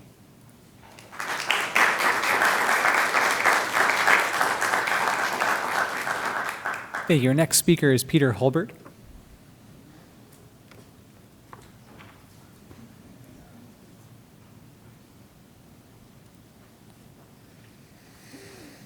Thank you. Good evening, Mayor, council members, staff, Lieutenant Miller, and members of the public. Thank you all for being here. Happy Parks Month. My name is Peter Holbert. I am the Executive Director of the San Diego Mountain Biking Association. Like Lieutenant Miller graciously offered, we are a 32-year-old nonprofit focused on trail stewardship and trail advocacy. We represent over 1,500 members throughout San Diego County. We have a long history of stewardship and volunteer trail work here in Escondido at Daily Ranch.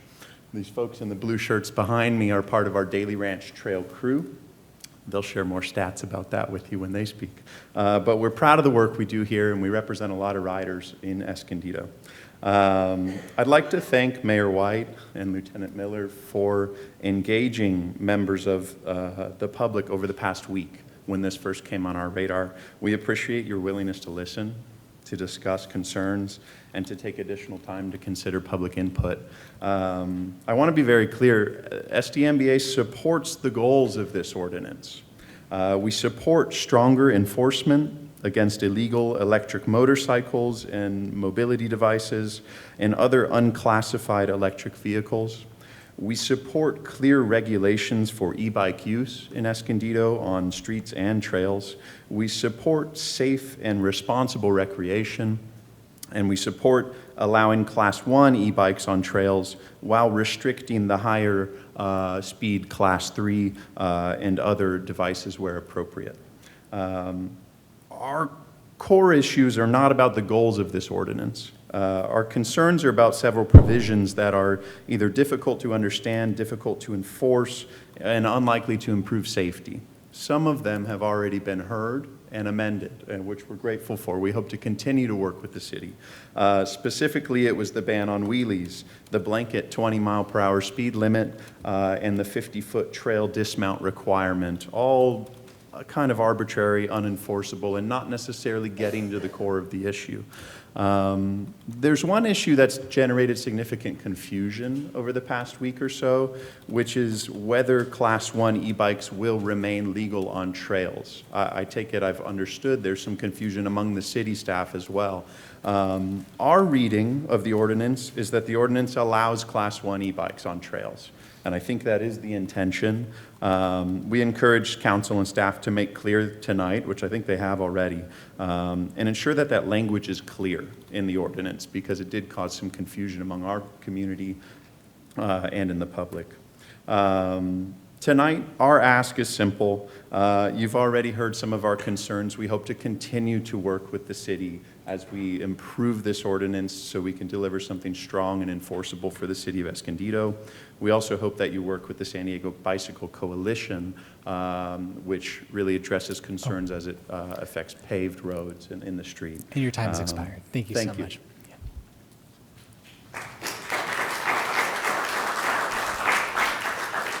Our next speaker is Scott Hansen.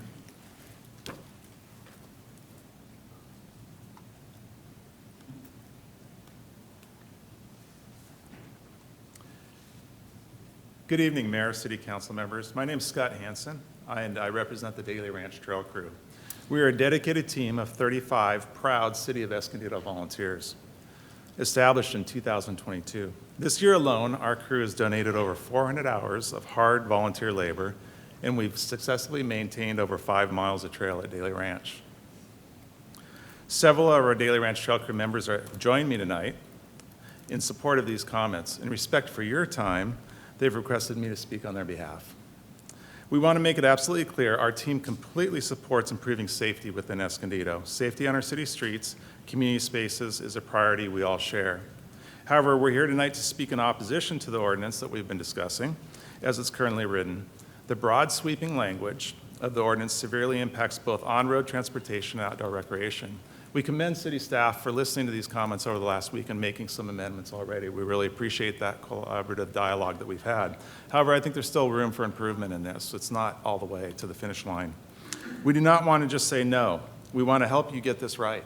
We want to be part of the process. As proven city volunteers who are deeply invested in this community, we wanted to offer our perspective and our expertise. We respectfully ask City Council to direct staff to meet with our crew, local bicycle advocates, and community stakeholders. Let's all collaborate to adjust this language so it protects public safety without harming responsible cycling across Escondido. Thank you for your time and your service to our community, and I look forward to collaborating in this process and coming back with a very strong ordinance that's easily approved. Thank you. Thank you.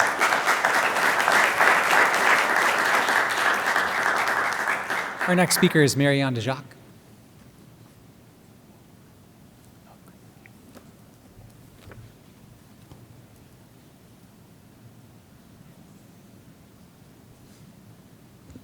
Good evening. My name is Marianne Diak, and I am the Director of Prevention Intervention Services at Compact.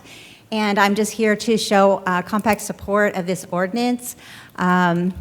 We work with youth, and nothing stimulates their brain like peers and risk, and an e-bike is a perfect way to do that, right?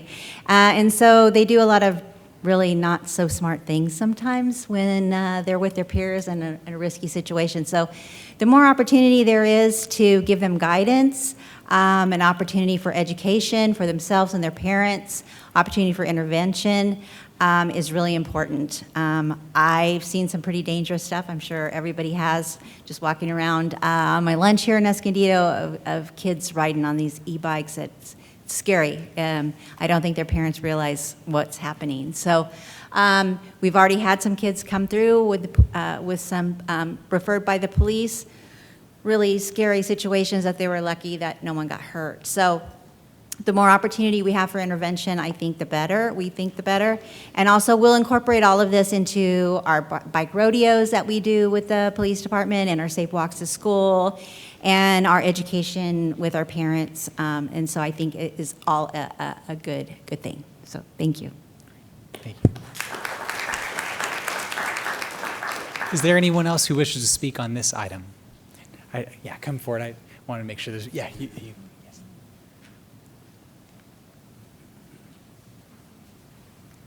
Hi, my name is Jennifer Disser. I am a lifelong cyclist. I straddle both sides of the cycling world in that I'm an avid mountain biker. I ride a Class 1 e-bike. I am also a bicycle commuter. I like bikes so much that about 6 years ago I decided, hey, I should get trained to teach people. Who's going to teach all these kids riding around on e-bikes? So I got trained to be a cycling instructor.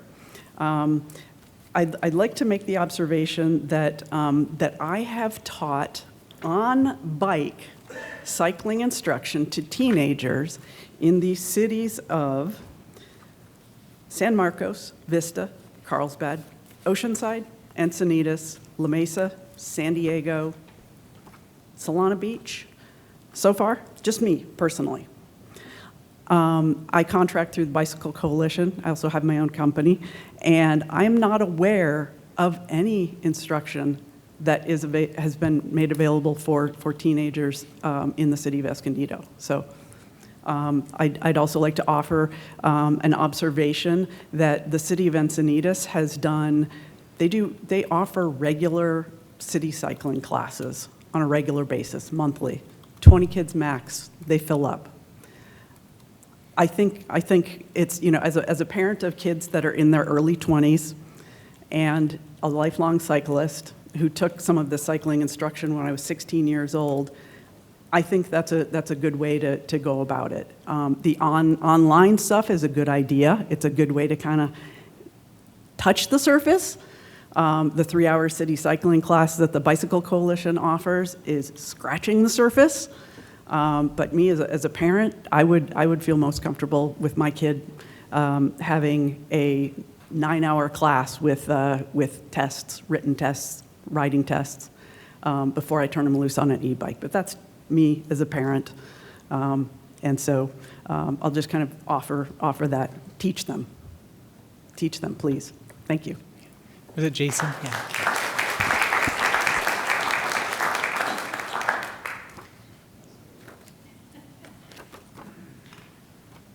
Hi.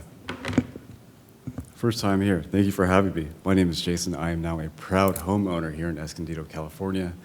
As a person working in healthcare for now 19 years, I want to offer my opinion on this ordinance. But first of all, I want to look around this room, and there's a lot of variety here. And I just want to say thank you for having this wide variety of people here. And it seems like what we're all coming here for is that we deeply care about the community, which I really enjoy as a person who's lived here in San Diego County for 9 years now. I also take part in caring for the community. But speaking for this community and looking at the wide variety and things that we care about, looking at the broad stroke phrase, mobility device does include electronic motorized boards. I would like to have that reviewed, and I do believe that we're all looking at the safety of e-bikes that do exceed 20 miles per hour. Electronic boards are not e-bikes. We're nowhere near those devices. We cannot reach those speeds. Our age range of users is completely different. So all I ask is to have this reviewed and the phrase electronic motorized boards to be reviewed. Thank you. Thank you, Jason.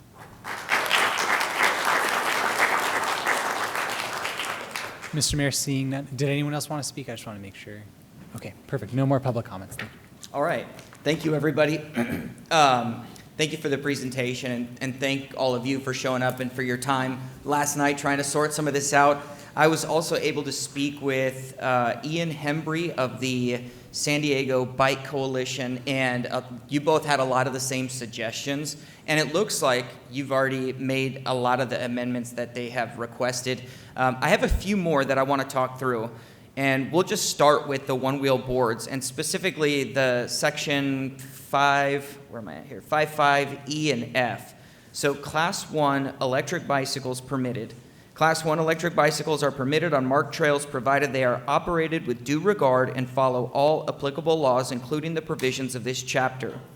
And then it goes on to say in F, except as permitted in subsection E of this section, mobility devices such as electric bicycles and or motor vehicles are prohibited from riding and operated on trails or natural spaces and parks, open spaces, and recreational areas, but not limited to the following, and it lists some areas. So I would like to implement some of the suggestions from the audience tonight that we not preclude other mobility devices from being up there. I think we're coming kind of from the cycling world. We're so used to either seeing hikers or bikers, and as we get more creative and innovative, I think you're going to see more and more of those types of things. And other than the cost of the board, it's a very inexpensive way to get outside and have fun and enjoy the open space and enjoy your family. So I would like to see that changed. And then moving on to 5-6, the minimum age to operate mobility devices. Can you talk us through a little bit how we landed on the age of 12? So under age 12 is outlined in the pilot program that was authorized by the state of California. It was an age that, if we're going to adopt it, we're going to comply with the state of California provisions. There's no allowance to decide an age outside of the purview of the California state legislature. I think I understand what you're saying. California says you can ban 12 and under, but nothing else. Yes, under that pilot program, that's the age that was set. Okay.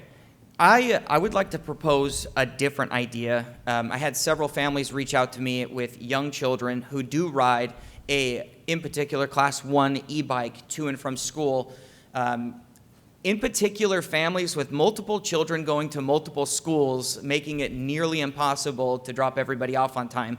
I would like to explore some sort of a program where if there's a class students can take either through the school district or the Escondido Police Department, where they can get properly educated and then be issued some sort of a permit to continue to be allowed to ride to and from school. I'd like to get away from banning it entirely. And same thing, so with this, for Christmas this year, do you know what a Strider bike is? A bicycle with no pedals, yes. Exactly. Yeah. So my wife and I were gonna get our two girls motorized versions of that. We live on a cul-de-sac. It's pretty safe. Would this ban them from riding that? That's a very good question. I think you hit the nail on the head when you talk about this as such. It's an evolving thing. We get new technology and new devices all the time, and I think everybody is struggling to kind of keep up and figure out what the rules are to make sure people are riding safely and responsibly and to prevent those dangerous things. Yeah, so the electric Strider I've never heard of, so that's a new one on me. Okay, if we could find that out, that'd be great. But I would like to explore some sort of a permitting program to continue to allow kids to ride to and from school who have been properly educated. And then, moving on. Yes. Public comment's already been taken. Thank you so much. Sorry, was your question for under 12? Yes, for under 12. One of the suggestions from the San Diego Mountain Biking Association was to strike out the bicycle parking. Can you explain what thought went into that? And just so the public is aware, the section prohibits bicycles from being leaned on trees, locked fences, or street signs, or other objects within the city and its parks. And then additionally, the section does not define what qualifies as an accessible bike rack, and goes on to ask, could an available bike rack down the block or across the street from a rider's place of business be deemed as accessible and available, therefore prohibiting parking closer to their destination? Good evening, Council. Connor Doyle, Deputy City Attorney. To answer your question directly, the Chapter 18, the way it was written for that parking, already had that restriction specifically for bicycles. So the update here is just to make it match Chapter 5, include the definitions of bicycles, non-motorized vehicles, and mobility devices, but it would be in the purview of council if you would like to change it, but that's the way the ordinance is enacted right now. I have a question for you. Would you want to enforce that if somebody leaned their bike on a tree? I think the intent of that law was to prevent hazardous situations where a bicycle could present a trip hazard to a pedestrian, but if a bicycle is leaned up against a tree in a non-dangerous way, no, that's not something the police department would enforce. Okay. Depending on what my colleagues say, I would like to consider just doing away with that altogether. So can I ask a question? Sure. There are some things that existed, as is pointed out, that were pre-existing rules. I'm about to get into another one. That I would like you, if you're going to provide direction, to allow staff to go, because that's one of the challenges, is that there may be a rule set that council does not find we have the same reasons that we did maybe 30 years ago when some of those rules came into effect. I think staff, I would like you to be specific about some of them, but I'd also like you to give a general instruction to staff to come back and modernize some of this material, because we're struggling with that there are decisions made that may have been made in the past that are causing us some confusion. Understood. Yes, I would like to provide the direction to come back and consider doing away with that. And the other one is the ban downtown. My family and I regularly rollerblade up and down Grand Avenue, not being aware that that was already banned. And I'm all for prohibiting all of those things, the scooters, the bikes, everything during special events, in particular things like Cruisin' Grand or Christmas Parade or whatever the case may be. But I would like the City Council to consider a request for staff to bring back a proposal to do away with that ban with the exception of special events. And let me go through my notes here, see if I have anything else. Oh, the seizure of bikes. There's some sort of a escalating fee schedule for picking up your bike, but I don't see what the dollar value amount is. The fee schedule, I believe that is something that council is going to establish at a future date. Okay, then I'll just say to my colleagues, one of the things I would like us to consider is not having an escalating fee schedule to go pick up your property. And, how does this affect the Creek Trail? The Escondido Creek Trail is a designated bike path, so bikes and mobility devices would still be allowed there. They're just not allowed inside drainage facilities. So a bike down into the flood control channel would not be allowed, but the designated bike path remains unchanged as a bike path. Okay, perfect. That'll conclude my questions and comments. I'll turn it over to the rest of the City Council.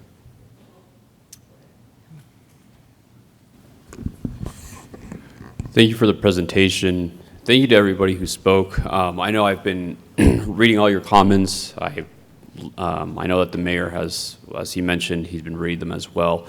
I've worked with some people from, Friends of Daily Ranch. I think I've been a supporter in the past and done, I love the work that you guys do, and I want to make sure that you guys continue having the ability and, to explore and do your recreation over there. I pretty much agree with everything that the mayor has said already. The only thing that I do have a question on or concern about is I understand the 20 mile per hour concern, that cap. Though my only thing is, and maybe this is, for discussion, is, and maybe we could come back with this later on, is I have seen, I think we've all seen kids, teenagers going, they like fix the chip or whatever it is so that it doesn't cap at 20 miles an hour, 25 miles an hour. And I've seen these kids speeding at, it's got to be like 40, 50 miles per hour. Now, I'm not sure how we could approach this because I do think there needs to be a speed limit. Now, whether that's just the speed limit that's already designated on the streets, but I'm open to different ideas. But I don't know if how we could approach that. So, maybe this is something for a later discussion, but I do want to approach that in a specific way. And other than that, I think I really agree with everything that the mayor said. I actually took the exact same notes and I took the notes from the recommendations that were provided via email, and also the discussion that I had with a few other people. So that's it for me for now, but I do want to explore that detail if we're not going to vote on something, if it's going to come back. I want to have that discussion. If not, then we could figure it out. Thank you. Yes, I do. Thank you. Well, the mayor's not here, but there's some things that I wrote down that he brought up that I have questions about. Why don't you? That'd be good. Thank you. All right. So a number of months ago, I brought this to the future agenda, asking that staff bring us back a e-bike code. And what I envisioned was all these children riding on the street, riding on the sidewalk, all this stuff. And I have the privilege to be on the Cal Cities State Public Safety and the National League of Cities Public Safety Committees. And this is a huge discussion going on these committees. And something that was really striking to me was that the American Academy of Emergency Medicine has now gotten in the middle of this discussion because they're having so many teenagers come in. And today, as I was driving over here, there was someone, I won't say if he was a teenager or not, but there was someone on a motorized bicycle, electric bicycle, on the sidewalk going very, very fast. And they hit a little bump and almost flew off. No helmet, no nothing. And that's what I envisioned when I asked for that. There's definitely been a growth of this ordinance looking for the safety, because I believe that this is truly what has been the foundational desire, that we have safety in Escondido for those driving, for those riding, and for those walking. I've used the trails, and I was walking on one, and it was less than 5 feet, and it was the first time I saw a group of mountain bikers riding up and then riding down, and they didn't get off their bikes. And it was easier for me to move, so I moved over to the side, right? And I stood there. I didn't sit down. I was going to say I sat there.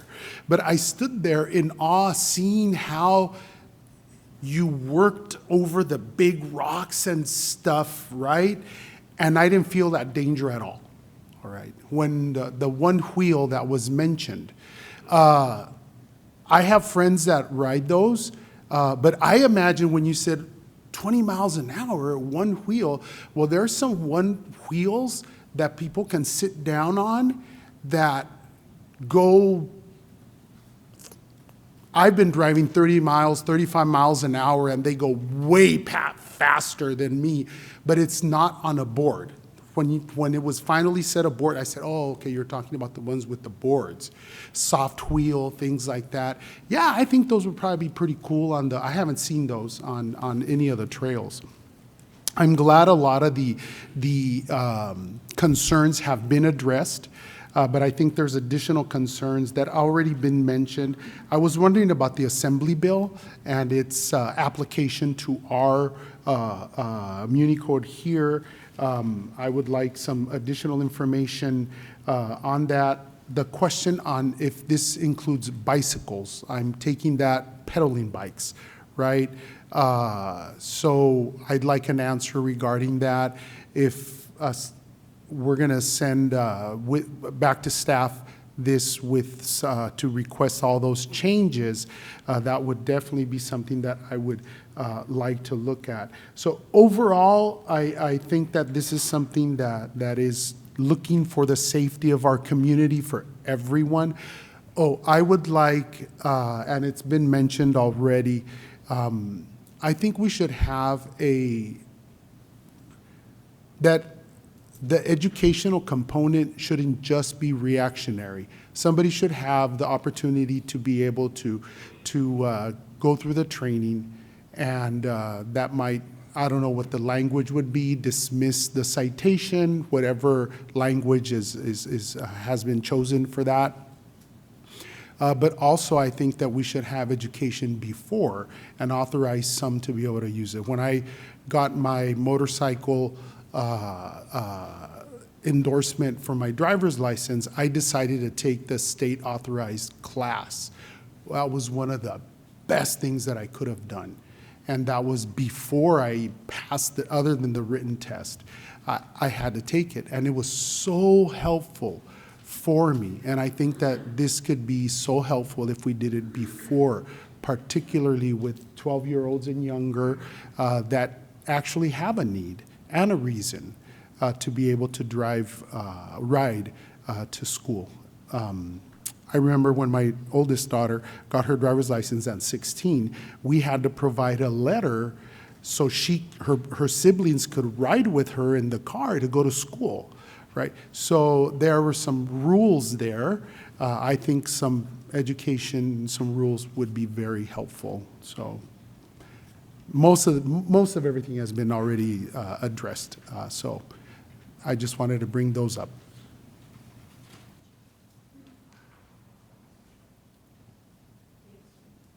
Thank you for the presentation. I'm glad we're having this conversation. And it's clear that there's still some work to do and more stakeholders to engage in the process. So thank you all for coming out. I have no idea what I'm still kind of learning what all these different, devices are. If we can go to that class, you had a table with bicycles, but they all look the same. If we can go to that slide real quick. I'm a visual person, so I like pictures and examples, but that was, yeah, so here, it says class 2, class 3, but they all look alike, right, in this thing. So I would love to see when you come back to us, kind of some examples of the different devices. That would be very helpful. Also just for the public, because they might not know which class they're in, their device is in.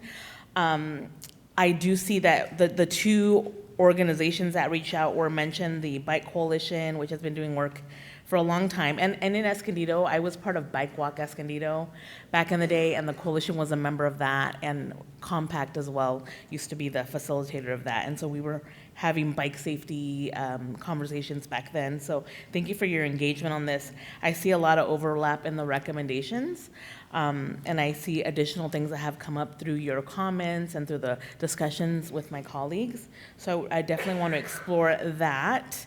I would also like to have more engagement, and I will, now that I have kind of something, I can go to stakeholders as well and do more outreach. I know we have several bike shops and even an e-bike shop in Escondido. It would be great to engage them in their businesses. The schools, I gave a heads up to some of the school board members, letting them know that this item was gonna come up. They're on summer break right now, but it would be nice to engage our school districts and partner with them on education. I wanna thank Compact because they do bike radios and they've been tackling this issue for a long time. They also do juvenile diversion to ensure if kids do get in trouble that there's a pathway for them to correct some of those actions. So there's just a lot of potential for partnerships. One thing that I did find confusing and kind of how I'm wondering how we would be monitoring this is if we go back to the map of downtown with the yellow lines, please. Yeah, so this is pretty, so for example, in these areas, they're prohibited. I think just in some areas, you start a little bit outside of right here on Grand Avenue. There's just some kind of these random streets that don't necessarily run parallel to each other. I don't know if we're planning to have signage there. How are we going to really inform the public about these being the prohibited streets or sidewalks, or the sidewalks? Like now, it seems like there's confusion as to if they're even being prohibited now. Yeah, certainly there is some signage that delineates some of those areas that Okay. those non-motorized devices are prohibited on the sidewalks. But Okay. if we did take a comprehensive look at that, we could shore up the signage and the education to really clearly outline what that district looks like. That would be helpful, just because I think there's a lot of people that maybe don't know. So that would be interesting. Another thing is that some things that I learned through the comments today was looking at the differences between the natural trails and the paved. So I'm very interested in learning more about that. So appreciate your engagement there as well. Yeah, and I think we're not ready to go ahead and create the ordinance now. We still have some engagement to do. And I agree with the commenter, I believe it was you in the green hat, that we have to consider public input before we put a draft together. So I wholeheartedly agree with that. But I do thank staff. We did get an individual briefing on this, and I appreciate the foundation that you did with this. This was a good starting point. And again, it was good to have a draft out there so that the public could comment. And I don't know what the timeline is when we will get to this, but it would be good to maybe publish something like a draft online so that we could get more input on this. I don't know if that's a Your Escondido page or something, but I think that it would merit getting more input. And since we do have a lot of users in Escondido, I'm always seeing them in the roads and sidewalks, and it is pretty scary. I've actually seen kids get hit by cars. So I do think we definitely need this ordinance, just we need to do a little bit more work. And then my other comment was, I'm losing it now. Let me see if it'll come back to me. I hate when that happens. Okay, it has left, so hopefully it'll come back. But I appreciate my colleagues chiming in on this. I pretty much agree with you all, and I agree with the comments that we've heard. And I'm not sure how long it's going to take, but again, the more input we can get in putting it out there, the better. And then hopefully by the time school comes back in session, we can also get some school input on this. That would be important. Thank you. Thank you, Mayor. I, too, want to thank everybody that came out and spoke on this. You know, you come in with a certain perspective, but when you have this dialogue here and also get the community input, it really gives you an opportunity to take other things into consideration that maybe change your perspective. I mean, I have 3 notes that I was taking from everything everybody was saying, so I appreciate your input. And Lieutenant Craig Miller, thank you for all that you do for traffic safety. A lot, what you've invested in this and just generally in our city. And just a quick thank you for traffic. It is related to traffic safety, but the commercial vehicle safety enforcement that you have now that is new, and I think it was Officer Herman. He started going out there, and he has taken a lot of dangerous commercial vehicles that were on our streets, putting our drivers and pedestrians at risk off our streets. So thank him for making our city safer. I appreciate that. Thank you, ma'am. Okay, so there's a lot to unpack here. That was really good, and I'll try to go in order. One of the things that was brought up, that was concerning to me, that the mayor brought up, and that's why I was hoping that you'd be back here, regarding allowing for motorists or cyclists that are under 12 years old the ability to use it. And it made me think of the comment that the director from Compact made regarding peers and risk. You know, and as the younger we are, the more, number one, the higher the risk, because they may not know any better because they don't have that experience. But also I'm thinking the response time to be able to react, especially on public roadways, you know, when they see danger on how to stop, you know, that fight, flight, or freeze, they would generally just not respond and keep going into it. So I'm concerned for their safety, although I do understand the challenges that the families face, getting their kids to school in you know, and they're not able to do that with transportation. Hopefully we'll be able to maybe look at other options for those families. But that's just something that is concerning. So maybe I'd like to explore why the 12 and under is not included per the state as far as what the state's regulations are saying, and maybe that'll explain. But that 12, anybody under 12 would be really concerning to me because they would be at higher risk of being involved in a serious accident or causing an accident. If I could, let me try to stay in order here. For downtown, with the roller skates that Mayor, you brought up, and I was thinking that sounds like a great idea, but then I also thought, and it's not just during special occasions, I just thought of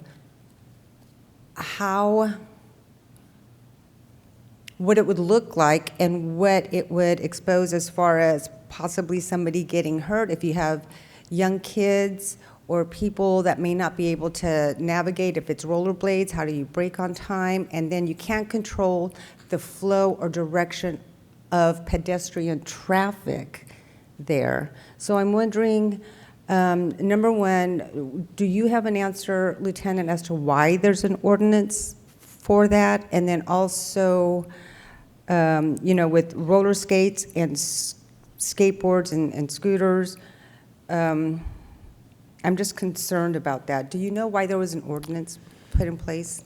I can't say specifically the intent when that ordinance was enacted. Traditionally, municipalities will ban those non-motorized devices in high pedestrian areas. And for some of the reasons you mentioned, pedestrian behaviors in those areas is not predictable. You've got two-way pedestrian traffic. You got people coming in and out of vehicles, walking in and out of stores and storefronts. And then the second part of it is those devices typically don't have a braking mechanism. So they may not be as agile as a pedestrian. So it's typically to avoid conflict and to prevent collisions between those users and pedestrians. Thank you. Okay, now another thing regarding, I like the cycling classes idea. I think that's really good, and I like that the police department is going to continue partnering with Compact on the educational aspect of it, adding this to it because they've done a really good job. Now, would continuing this item, would it delay the educational part of it, or is that a concern at all? So it would delay the educational component as it relates specifically to the pilot program that would ban children under 12. It's not going to delay our current program of bicycle education. We have a grant through the Office of Traffic Safety, which you approve every single year, and we're going into schools and community groups on a regular basis talking about bicycle safety. And over the last year or two, we've pivoted and used that vehicle to start working on intensive e-bike education. So it's not going to put a pause on what we already do. It could slightly delay our idea of rolling out education about this ordinance when school starts, but we could certainly start midstream when school's in session. And then the education, is it going to be, I'm hoping it would be available for all, because even though, I mean, it sounds like, unless I'm wrong, it sounds like it would be directed more for the students that are going to have the e-bikes and their parents, but I'm also thinking, you know, I used to jump on my friend's motorcycle and I had no business doing that. So it's one of those things, is it going to be broader than that because kids are going to have access to electric bikes that don't belong to them? So how do you see that? Is it going to be just for the parents and the students with it, or is it going to be for the school as a whole? Yeah, we're most certainly looking to expand our education programming with the council priority on traffic safety. This is a component of that, and we're looking at ways of partnering with schools, after-school programs, parent-teacher associations, community groups to spread the word as wide as possible and to reach as many people as we can. Okay, thank you. And let's see.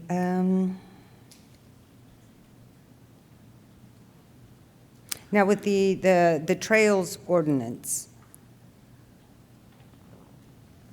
I know this because I was trying to compare it to, and I heard the gentleman speaking about the San Diego ordinance on the trails, and because I was comparing it to, as far as what we have, to the San Diego River Parks ordinance, and I thought, okay, is it because of, you know, the vegetation or some safety? Is there,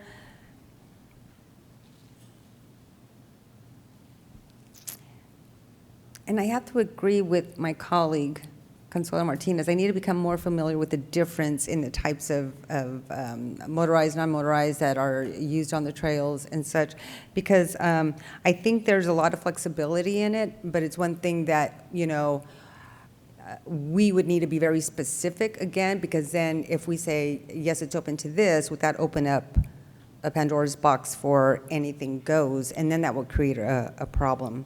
So anyway, that's just something I wanted to put out there as far as how specific we're going to be on what we may consider allowing on a trail, you know, if there's that flexibility. But again, being specific on what we would limit it to, so we don't attract something that would, again, make it less desirable for the people that are trying to be outdoors, be healthy, and now it may pose a risk for them and maybe destroy some of the vegetation and such out there.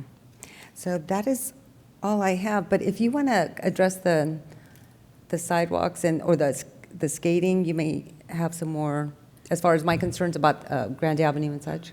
Yes. In fact, what I was going to say was, if we can all agree, I'd like to provide direction to bring back an amended ordinance incorporating all of the city council members' recommendations and direction to meet with the San Diego Mountain Biking Association, the San Diego Biking Coalition, Compact in the schools, and explore updating and removing outdated sections in the current code, specifically bicycle parking and lifting the ban on downtown activity, and include any data around if there have been incidents of people getting hurt, reported incidents of people getting hurt, because I understand what you're saying, and logically it makes sense. However, when you look at the reality of, I think that people are doing this all the time already, and I'm not sure that it's ever been a problem.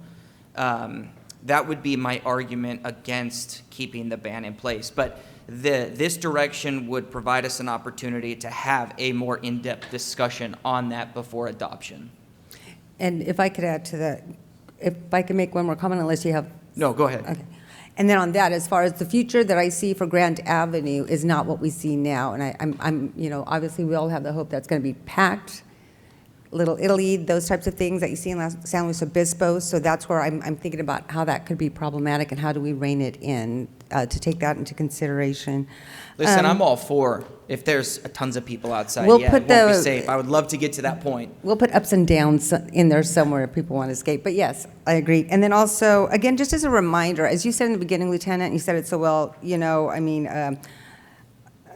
as I said, we are all for being outdoors and doing it, but this is about public safety. So the goal with the ordinance is not to punish, but to educate and promote safe riding practices. So I just want to thank you for all your work, how thorough it was, and apparently we gave you a lot more work, gentlemen.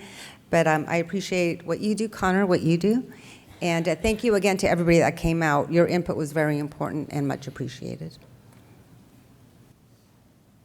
And I remembered what I was going to ask, so great. Thank you for that extra time. So another thing that I would find helpful because of just visual is I know that there's a lot of cities right now. I just read that City of San Diego is having conversations in San Marcos. So we're all kind of doing this year, right, with these e-bike ordinances.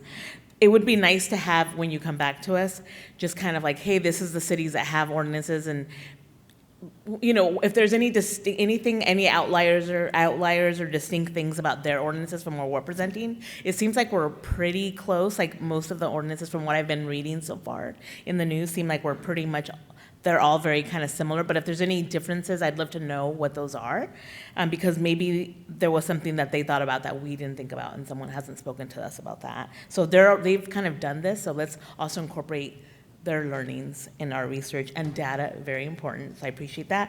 And I do just want to say, being Parks and Rec Month and everything, I just appreciate that, the open mind and just the spirit in which all of you have come and spoke today. It's about collaboration and getting to a good ordinance together, so I just want to give you kudos for that. Another question I had is on the storage. Where would we store seized bicycles these devices, where would they be stored? At this point, the plan would be at the police station in our property and evidence facility. Okay, and we have like the space and, that's kind of been thought out? We will do our best. Okay, interesting, because I know there was a comment about not doing that, and that could disincentivize users from not picking up their property, and then we keep the property, so how long would we keep that property for? So those are some things that, very good comments to think about, what that could look like. Is that really a feasible thing for us to do? Just wanted to put that out there because that was one of the commenters that I received in written communications. And then, does this impact commercial? Because now that we're going to have these bike ordinances in the future, e-bike ordinances, would this impact like commercial e-bike companies coming in? Is that incorporated into the ordinance? Do we have anything that regulates that now? Or do they need our permission to come into Escondido to operate commercial e-bikes? So you're talking about bike rental companies? Yes. That would be a question for business licensing. Okay, but that's not touched in this ordinance, no, right? The ordinance would apply to them apply to because- the users of those bicycles, but as Okay. far as a business coming in, that would Okay, be a separate it just made me think conversation. about it because I know for years in bigger cities, they have been around and they do present a hazard because they get knocked down all the time and they're left kind of anywhere. And I know that they came to those cities before they had regulations, and so they kind of didn't know what to do with it. But we don't have that issue in Escondido, and hopefully we won't, but just wanted to put that out there. But the rules would apply to those too, but this does not address anything in any way about those businesses. That would be a separate conversation. Correct. Great. Thank you for allowing me to add those additional comments, and I appreciate all the staff work and the public's work on this. Thank you. Is everybody okay with the direction that was stated? Okay. Do you have everything you need? Yes, sir. We do. Yeah, good? Okay, cool. Thank you very much. Does anybody have anything they'd like to add to a future agenda? No. Oh, go ahead. Yes. I would like to invite the representative from the Clean Energy Alliance to come present and give us an update on the work and progress that they are making. I'll second that. Thank you. Anything else? If not, we'll move on to council member subcommittee reports and other reports, and we'll just start down at the end this way. Or if Christian's ready, go ahead.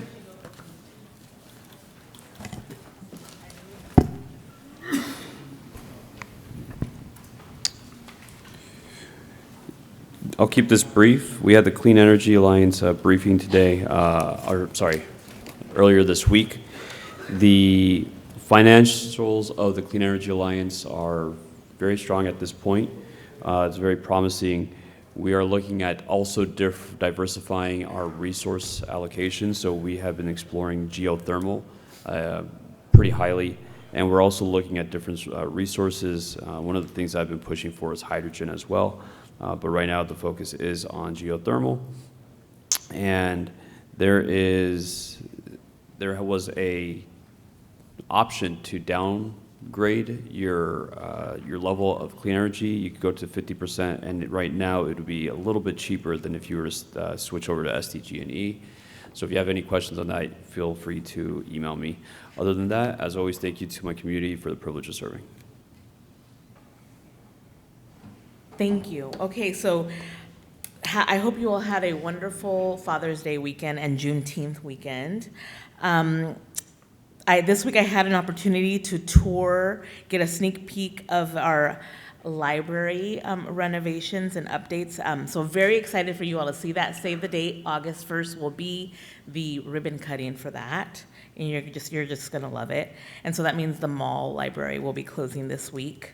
This Friday, I have a San Diego River Park Joint Powers Authority meeting. It will be the last meeting of the current executive director, as she will be retiring, and we will be onboarding the new executive director. I'll share her name once all that is official. And then we're going to be on summer recess, so you won't see us for about a month. But I will be participating in several conferences during that time, including Local Progress, National Association of Latino Elected Officials, as well as we'll be in Oaxaca for a sister city Guelaguetza event with youth from Escondido and city staff. So looking forward to that, and I'll share more when I return. And thank you for being here, and have a safe summer break. Today, Councilman Christian Garcia and I had an ad hoc subcommittee meeting to determine the process for appointing or hiring the next city attorney, and there'll be some more information coming to the council on that very soon. And that concludes my report. So last week I mentioned that we'd have the NCTD board meeting. So we had that board meeting. The main agenda item was the budget. We approved it for the last couple of years. The budget has been decreasing about $9 million a year. This year, again, it was $9 million that it needed to go down. We also had the MISPITA, which is the marketing subcommittee, and we're working, trying to figure out different ways to continue to increase ridership with NCTD. Many may not know, but Escondido is the #1 city in North County user of public transportation. So that pretty much will conclude my report. Yes, happy Father's Day to everybody. It was a nice it was beautiful 3-day weekend.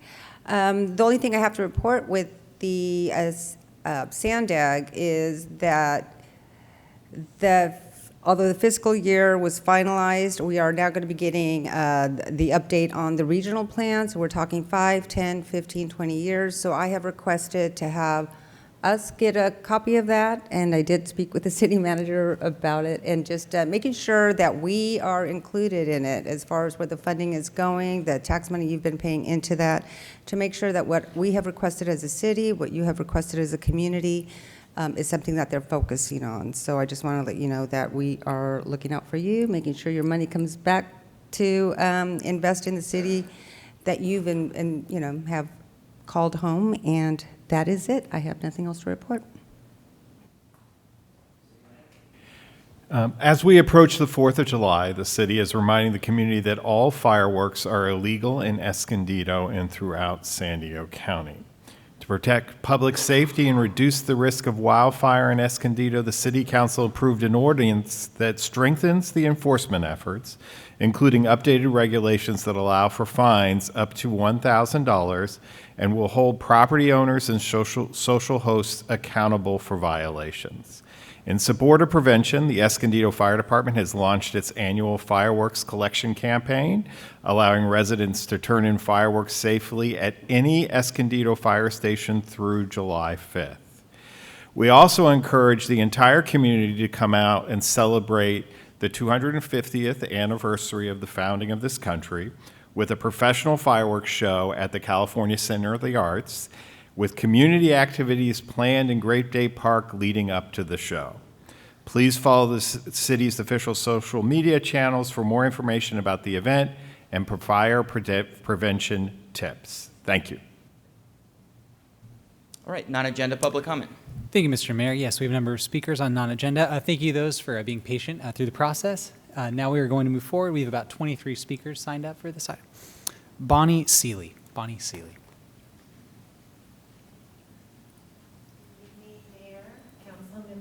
Bonnie Seeley, and I appreciate the opportunity to speak tonight. I have a concern I don't know if y'all are aware of, but recently I was temporarily disabled, and during that period of time, I discovered there is not one single handicap parking space from Center City Parkway to Ash on Grand Avenue.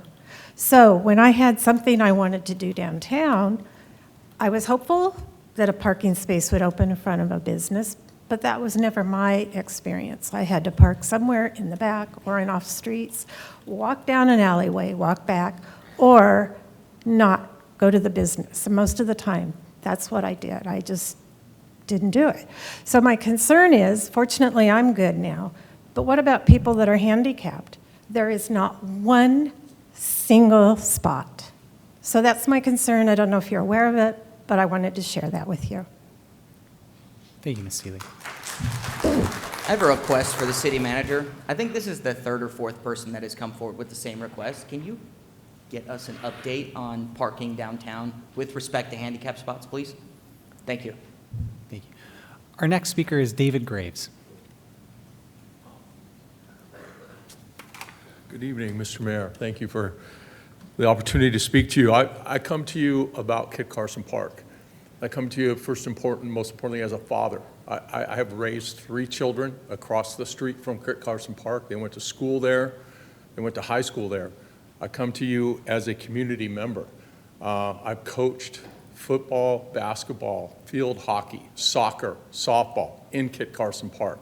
I coached football at San Pasqual High School for 21 years. I'm the president of the Cougar Alumni Association, which I think you might know, we just had our 50th Golden Reunion across the street. I'm a local attorney, business owner, main office downtown, but had a satellite office here in Escondido for over 30 years. But I'm also a neighbor. I live across the street from Kit Carson Park. I work for Love Escondido. I've worked in all the parks. The parks are the jewels of this town. And it's beyond me to understand how the city council in this town, with this community, with the love that we have for parks, the love we have for Daily Ranch and the people here that ride their bikes there, that they would put this monstrosity on public land. Not just taking public park that was promised from the time the bond member was issued to be public land, but the parking. What you know, if you drive up and down that street every day, what are you going to do to fix parking, to fix traffic?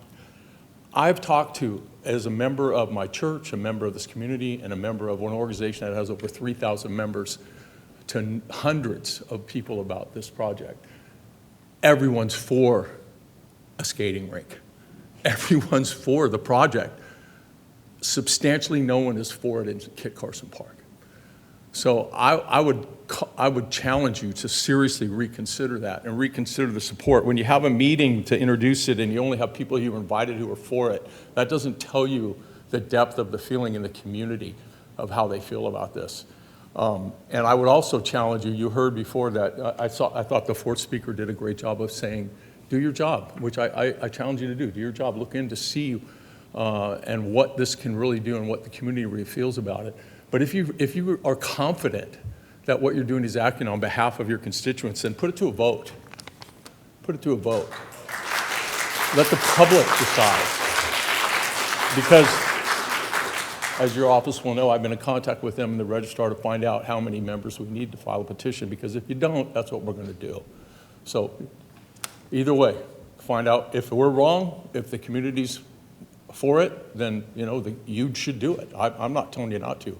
But I think you should not circumvent the community and go about this process you've done where you've already got land reallocated so you can build something without bringing the community in. Thank you.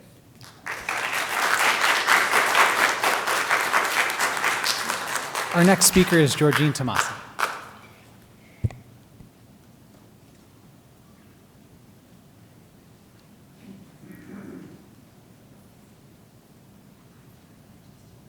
Oh, sure. Yeah.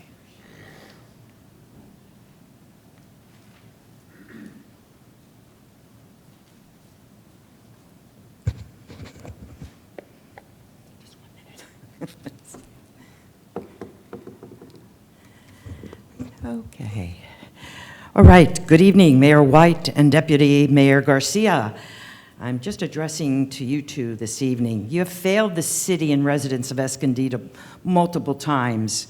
Some of the failures that I've recounted was your continued contracting with ICE to use the city firing range, despite massive community protest at the February 25th City Council meeting. You rejected Housing First, and the cost the city millions of state and federal dollars.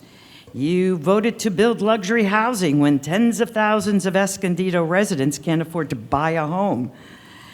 You failed to keep all residents, not keep all residents safe by keeping masked ICE agents to prowl our city streets and go after working residents who do have proof of their documentation. I thought, given all these failures you perpetrated on our city and residents, the two of you would have had enough. What else is out there that you could possibly enact in this city worse than all the failures I just mentioned? Well, Mayor White and Deputy Mayor Garcia, you managed to outdo yourself. Congratulations on your new plans. I shouldn't say new, not so new plans for Kit Carson Park, which started probably about 3 years ago, and planning to displace hundreds of acres of land, wildlife, dismantle community-used soccer fields, destruction of the tranquility of the park, creation of more traffic, and eventually traffic in an area already cursed by heavy traffic that will eventually also impact all other areas of the city. The sad part of this is that both of you are asking people to elect you to 4 more years and to continue your thoughtless, visionless, destructive actions here in Escondido. Tonight, everyone in this room must ask themselves, are you satisfied with the decisions that Dane and Joan are making for this city? Do you deserve to vote to have them serve another 4 years and also take action to possibly further ruin the safety, peace, and tranquility of the city? Come November, you will have voting options. I'm asking that you remember what was told to you this evening before you mark your ballot for the next mayor and city council person from D2. Think about it first before you vote.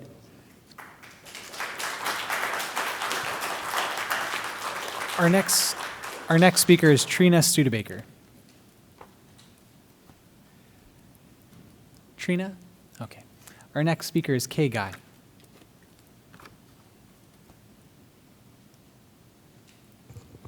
Greetings, Mayor, City Council, and staff. My name is Kay Guy. As a 44-year resident of Escondido and a retired teacher, I know this community very well. I want to be clear. I'm not against an ice rink in Escondido. When the old Iceplex was open, my family spent hours and hours there. However, I do have serious concerns about the location of this great ice proposal. I urge you to ask hard questions and to ensure that any agreement is truly good for the residents of Escondido. Here are some of my questions that I hope you will ask. Question number 1, Kit Carson Park is a beautiful open space. I hope you have hiked the trails through the sycamores, live oaks, and buckwheat. This park is home to over 90 bird species. Well, some have recently dismissed this area as weeds or underutilized land. This natural space is vital to our community's physical and mental health. A massive, modern building with an arena and a restaurant will drastically alter the atmosphere of our beloved park. Our current sports facilities fit into the natural setting. How will you protect the natural environment of our park? Question number 2. The proposed 300 parking spaces are inadequate for large events at an arena of 3,000 people, that holds 3,000 people. How will you preserve and protect parking in other areas so that families can continue to access the trails, picnic areas, disc golf, playgrounds, and sports fields? Question number 3. 15 years ago, Stone Brewing proposed managing concessions at Kit Carson Park, which required changing the local liquor laws. In 2011, the City Council said no to changing those laws. Great Park ice facilities serve alcohol at their Irvine location. Does this plan include serving alcohol? And what will you do about that? Will you be willing to change the alcohol laws for that park? Question number 4. Poway Ice, which is owned by the same corporation, charges $26 a session and skate rental. Their Irvine facility charges even more. This is out of financial reach for many of our Escondido families. How will you ensure our citizens can actually use a rink built on our public land? Will you negotiate a discount for Escondido residents? Question number 5, finally, Great Park Ice is a large for-profit company that can afford to buy or borrow money and lease private land. Don't be swayed by the fancy marketing. Are the potential economic benefits— Thank you, Ms. Guy. Your time has expired. Can I finish my sentence? Worth what we were being asked to forfeit. Please Perfect. think of the people of Escondido.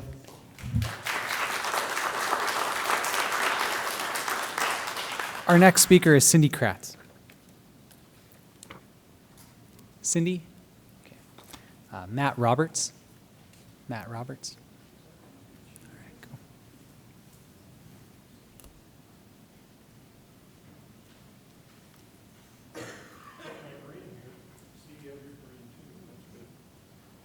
Kind of a softball shirt, O'Sullivan's. Who's been down in the softball fields? Have you been down? Okay. I've seen you down walking near Grand Avenue, and I noticed there's a lot of gravity. Wherever you put into things, there's a gravity that you kind of pull through, and that's where resources go. I haven't seen the same at the ballpark. We have bad fences, we've got terrible grass, and compared to, let's say, Poway Park, you know, they have a restaurant on top. They really take care of that, you know. Where this chamber sits right now, if you're 50 years ago, you would have been in a ballpark by the name of Finney Field. Finney Field was moved for this building. It now exists down over there in Kit Carson. Softball and baseball, in general, we have 150 years of culture tied to it. We have the Latino culture. Half the teams down there that way. I play against my doctor, Dr. Barecki. He's on another team down there, you know. We have all sorts of teams, make goofy outfits. We have a lot of fun. There's big culture down there. I had a older teammate that passed away. 200 people showed up to his funeral. I doubt there's a lot of people that would say they had a funeral where 200 people showed up. So, and we've mentioned you guys for years, look, the fences are dilapidated, the grass, and it's been ignored. Sean, I talked to you when you first had your job here. We met at Rotary, showed you photos. You said, I'll look into it. No return. Dane, I know you've received emails. I have them. Same with you, Christian, 2023. So there's evidence there. This is not hyperbole. This is not me getting up, you know, trying to have an emotional plea or what. These are facts. They're facts. Everything's backwards. Take care of the current assets. You're literally standing on a field that has history to it. You know, now you're asking Mr. Finney to move his field again, all for another sport that costs a lot more entry fee. Here we have all sorts of kids. The girls softball use the adult fields. So I plead with you, you know, we need to take ownership and we need to fix those fences regardless of whether that goes in there. They should be fixed next month, or at least allow us to volunteer to fix it. We've been denied. So that the bike people have been allowed to fix their trails, but we're not allowed to fix our own facilities. We've been told, well, that's going to compete Thank you, with Mr. unions. Roberts. Your time has expired. Yeah. So, thank you.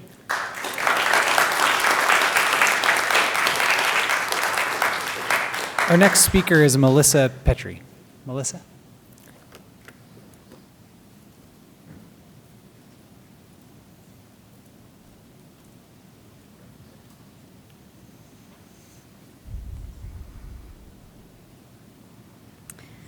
Thank you.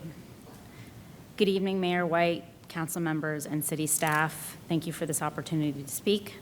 My name is Melissa Petrie, and I am here once again because, like many residents, I still have more questions than answers about a proposal that could permanently change one of Escondido's most treasured public spaces.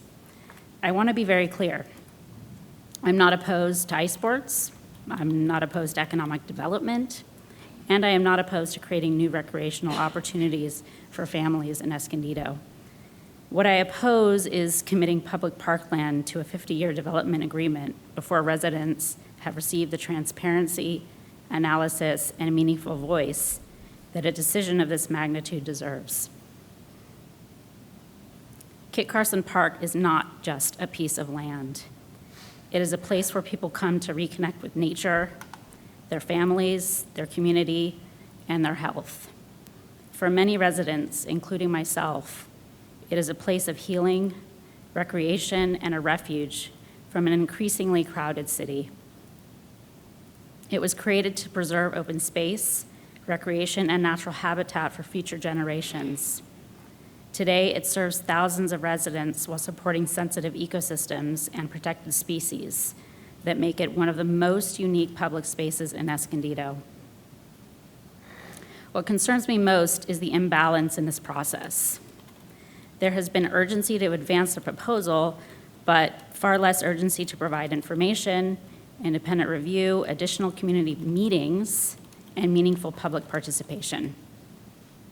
A 50-year lease is not a project. It is a legacy decision. Most of us would never sign a 50-year commitment affecting our own property without understanding every risk, cost, and alternative. Yet that is exactly what is being asked of the people of Escondido.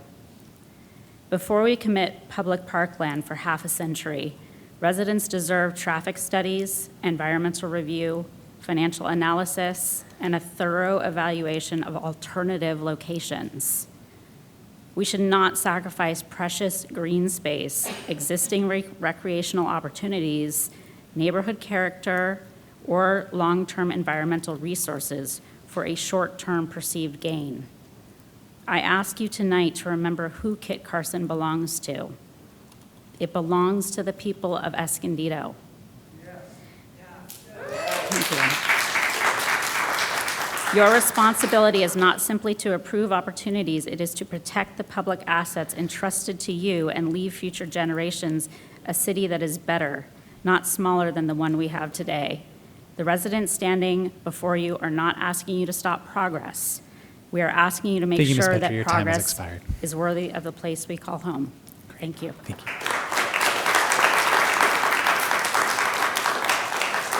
Our next speaker is Victor Kung. Victor? Oh, great.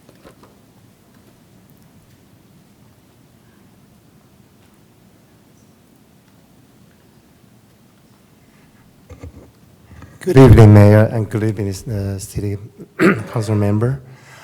I'm the resident of the Escondido for 30 years, and I'm also the neighbor of the Kit Carson Park.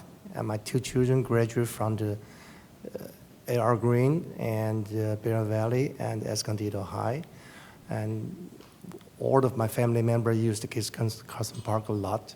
First of all, I have to say that I do not against the city rinks, but I have the same feeling as those gentlemen and the ladies that do we have an option to the different location to set the park on, set the rink on the park, especially the public land. And I also concerned is the impact of the traffic. Okay, so I also agree. The gentleman said, why don't we put on the vote in November to see whether we can build this ice rink or not? Let the people of the Escondido decide whether we're going to put the rink on our park or not. Thank you.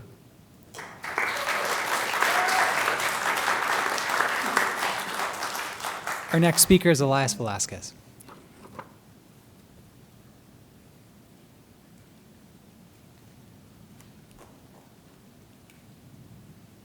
Ooh, it's kind of tall. Good evening, Mayor and City Council. My name is Elias Velasquez. I'm a lifelong Escondido resident and also candidate for mayor of Escondido. I would like to come before you today to speak on the proposed ice rink project at Kit Carson Park. I think everybody would agree that an ice rink would be a welcome addition to our city, but at what cost given its current location? This project would require tearing up 2 Escondido parks for 1 facility. Kit Carson Park would lose existing softball fields that are already heavily used, and Ryan Park would lose soccer fields to make room for the replacement softball fields. These fields aren't sitting empty, they're serving the community every single week. These are culturally relevant sports that are a lot more financially accessible for a working class community like Escondido. I know for me and my network of friends, it's a lot easier and less expensive to pick up a soccer ball or baseball glove than to go ice skating or play hockey. I actually played for the Kit Carson softball teams, and let me tell you, it is packed every single day that they have games. I know the city said that it's been planning to move fields to Ryan Park for a very long time, since 2006, and they're using that as a reason for it being a good match. But after looking at the RFPs and planning documents, it's clear that Ryan Park was envisioned as an expansion of softball access, not a replacement for existing facilities. In the spirit of the World Cup, Mexico is up 2-0. Also want to recognize that local soccer organizations have said that this relocation would negatively affect their ability to bring soccer programming to Escondido. I don't understand why our sports that already have tremendous community demand are being asked to sacrifice their facilities for a project that many argue is designed to serve neighboring communities like Poway and Rancho Bernardo, not the people of Escondido. As someone who uses this area of Kit Carson regularly, not only for softball, but also for runs with my partner, I can tell you this corner of the park is not the right location. That entrance is already congested, difficult to enter, and sitting next to a school and fire station, problems that are only going to be exacerbated by this project. So I'm here to ask you, please listen to the many residents who have spoken on this issue and protect Kit Carson Park. This isn't just about our quality of life, It's about the quality of life and access to green space for generations to come. Thank you.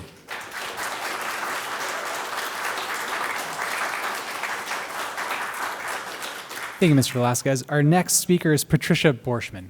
Patricia?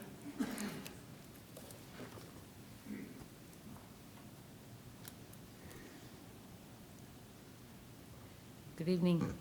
My name is Patricia Borschman, and I'm very pleased to join together with many of my other fellow residents here today to inform City Council of the strong opposition from our organized community against this proposed commercial expansion and intense retail conversion of cherished natural open space assets, trails, landscape buffers, and sensitive habitat that's located currently in Kit Carson Park. It's an underappreciated asset. So this is not about opposing ice sports.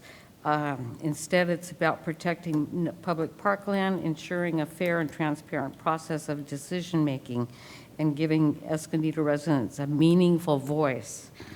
Kit Carson Park is committed to long-term, before Kit Carson Park is committed to a long-term development agreement. A project of this scale and intensity should not be rushed or expedited at the expense of full public review, thorough analysis, and thoughtful consideration to fully understand all the adverse impacts.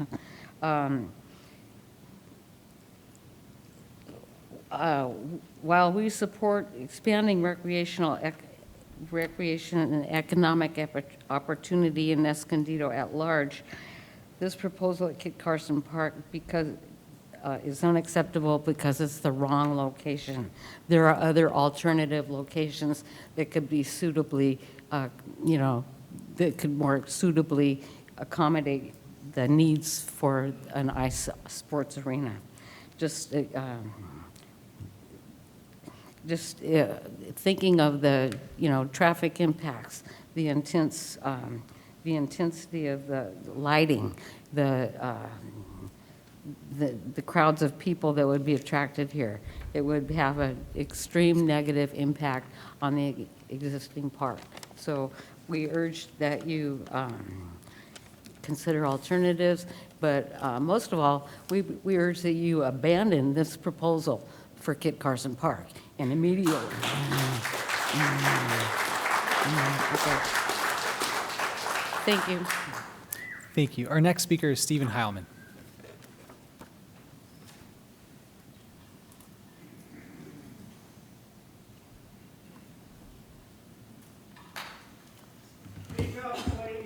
Good evening, Honorable Mayor, members of the Escondido City Council, and fellow residents. My name is Stephen Heilman. I'm a longtime homeowner and business owner in our community. I appreciate the opportunity to speak tonight in support of the proposed ice skating and hockey facility at Kit Carson Park. Over the past several weeks, I have researched the proposal in depth. While I've heard a great deal of misinformation circulating, I believe it's important to focus on facts.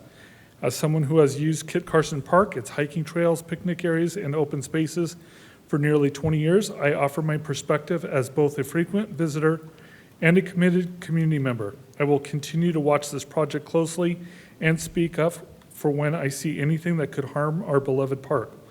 First, let me address the common concern I've heard, the fear of losing open green space and access to hiking trails. This concern is unfounded. The proposed facility would be located at the existing adult softball complex, which is already fenced off and has no connection to the public hiking trails. Years ago, I learned this the hard way when I tried to access areas behind the locked fence.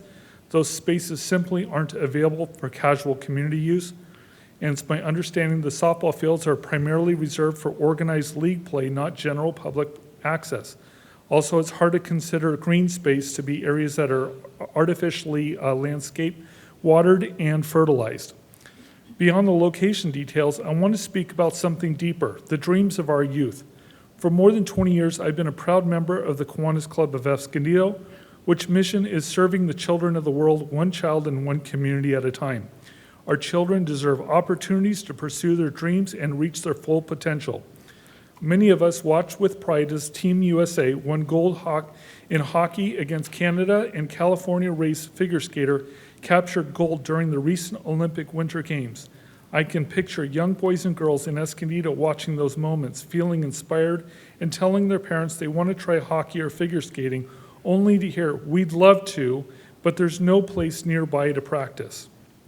I have a cousin who, as a young girl, lived in Fallbrook and later Temecula, was driving 3 days a week at 6 a.m. for 10 years to practice at Isoplex because no closer facility existed. That dedication and access to quality coaching helped develop her talent as a figure skater, and now she just graduated with her doctorate in physical therapy. I also remember my own childhood passion for 4-H. Living in the city, I couldn't raise animals at home, but our community found a way to support my ambitions so I could participate and compete at the fairs. Not everyone understands or shares these specific interests, but I saw firsthand how such programs lift young people to higher levels of achievement. Do we want to be the city that complains about limited opportunities for our youth, yet turns away a chance to create them? This project represents exactly the Thank you, kind Mr. of... Howman. Your time has expired. Thank you. Our next speaker is Jennifer Disser. Jennifer Disser. Our next speaker is Larry Thornburg.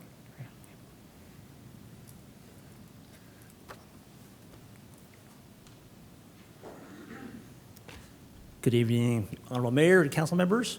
Larry Thornburg. I've been a neighbor of Kit Carson Park for 30 years. As people have said before me, my children all played at Kit Carson Park, different kind of sports. I've actually been playing adult softball there for 25 years. It's a very active center. Kit Carson Park is used by the whole city. I've talked to a lot of my neighbors, people on my team, and they all actually are in favor of a rink's proposal too. I mean, this ice rink would bring in economic vitality to the city. It'd bring in people from outside the city to use our city, but not at Kit Carson Park. That's the wrong spot. This site is very active. I would encourage you to visit the fields this weekend because we don't have a game Friday night, which means there's a tournament, an out-of-town tournament from somewhere. I don't really know that for a fact, but because there's no game scheduled, it must be a tournament.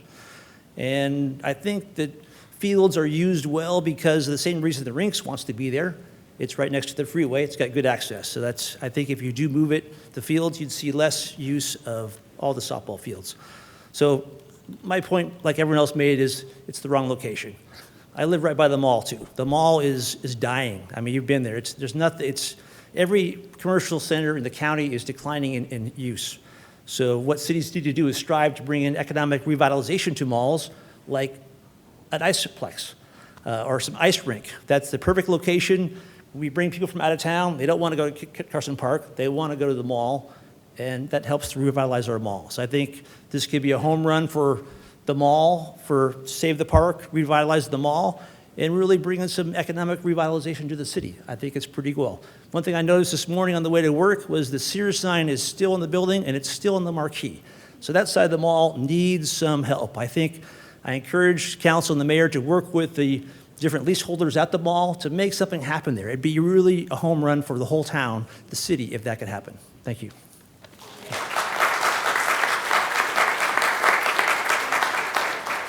Our next speaker is Richard Cannon.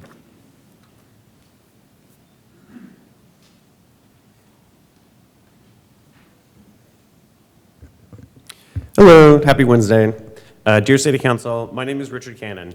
I'm an Escondido resident in District 2, registered voter, and by virtue of paying taxes, a part shareholder of Kit Carson Park. I'm urging the council not to support a conditional lease on public parkland and instead work with the goals to find a non-parkland site. Excuse me. That being said, the rest of this message is not for the council, but for the residents in the room, the people watching this recording at home who are tired of this council majority ignoring its constituents while giving away valuable parkland to out-of-town billionaires because they feel entitled to it, and they can convince you all to give it away for nothing. 1 year ago, a resident asked on Nextdoor whether the city was considering an ice rink at Kit Carson Park. Mayor White dismissed the comment, said there was no such plan, and called it a rumor. If the mayor lied to Escondido residents to hide the plan from the public, why should we trust anything they say about it moving forward? The truth is, we can't trust you. This public hearing is a farce. It is theater intended to placate residents into thinking our concerns are being heard, while the council majority has already decided this lease will be signed. Every comment that isn't a full-throated support will be politely acknowledged, then ignored and dismissed. So, where does that leave us residents? We have to speak in a language that the council cannot ignore. Are you tired of hearing half-truths and misleading information about this development's history or planned future? Stop asking and start demanding it. File a California Public Records Act request for the information that you need, because the city is legally required to respond to these, respond truthfully, or risk a lawsuit. And if the majority signs this lease anyway this summer, look to Festus, Missouri for inspiration, where voters there ousted all 4 incumbents who quietly approved a data center construction behind closed doors. This lease may not be on November ballot, but its continued survival is. Leases can be canceled, memorandum of understandings can be terminated if residents remove the city council majority backing this giveaway and replace them with people who actually value our parks and community inputs. The mayor in districts 1 and 2 are up for an election this November. For the seats that aren't up for election, council members can still be replaced by a recall. To do that, and Zach can clarify if I'm making any inaccurate statements, the process is as follows. 5 residents in a district form a committee and publish a notice of intention to recall in a local newspaper. Within 10 days of publication, they file a copy with the city clerk along with an affidavit certifying it was published. 21 days later, we can start circulating petitions. Once 15% of that district's registered voters sign, about 3,000 to 5,000 people, for example, in District 3 or 4, it goes to the council, which must call a special election within 90 to 180 days. I'm sure we can find 5,000 people in any one particular district that think that our parkland should be given so freely away to these out-of-town billionaires. Keep making comments like this. They matter for the record, but the only guaranteed way to prevent this. Your time has expired. Carson Park is to remove the Mr. council Cannon. majority of the lease Mr. and Cannon, those your time who has are expired. represented. Thank you for your time. Thank you.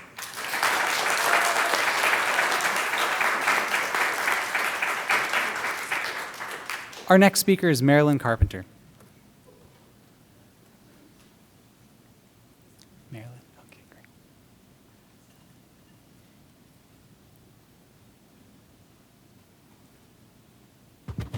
Hi, my name is Marilyn Carpenter, and I am a daily user of Kit Carson Park, both morning and evening. And when I think of the park, I think of L.R. Green's vision for that community. L.R. Green helped develop the whole lot of the Escondido and Kit Carson specifically. He knew where industry needed to be and where nature needed to be. I love Kit Carson Park. I smile when I hear the different languages being spoken as I walk, and it's not merely Spanish and English. The thing that's so wonderful about the park is it brings people together, enjoying the benefits of open space. You see picnickers, joggers, walkers, animal lovers, disc golfers, families of many different cultures and communities, all in the open air, especially in the open air that in this day and time is mostly missing from the regular routines of our daily lives.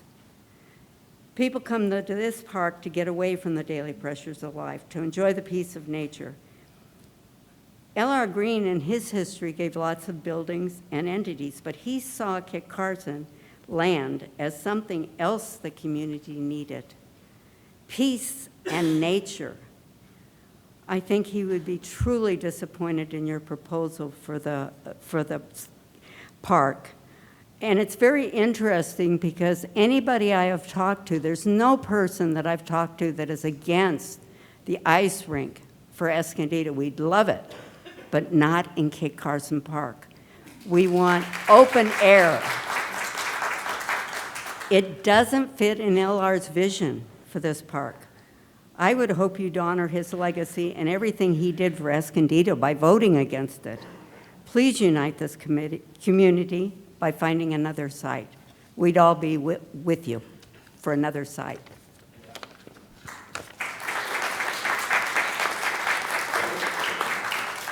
Our next speaker is Teddy Jackson. Teddy Jackson? Oh, great, sorry.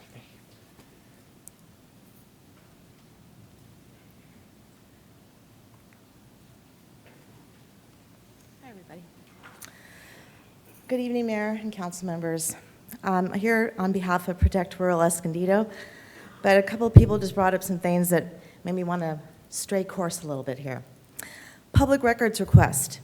So there's one in action right now from a neighbor on Birch in Idaho, which has resulted in the most unfounded, erroneous information being responded to, repeated delays, and it makes one wonder if shredding is happening in the back room. Seriously. That's a problem. Let's talk about L.R. Green, because L.R. Green owned the house across the street from me, which is actually the person who issued the public records request. It's a historical home. It was his home. It's on Birch in Idaho, the center of the citrus industry for the whole county of San Diego and Escondido.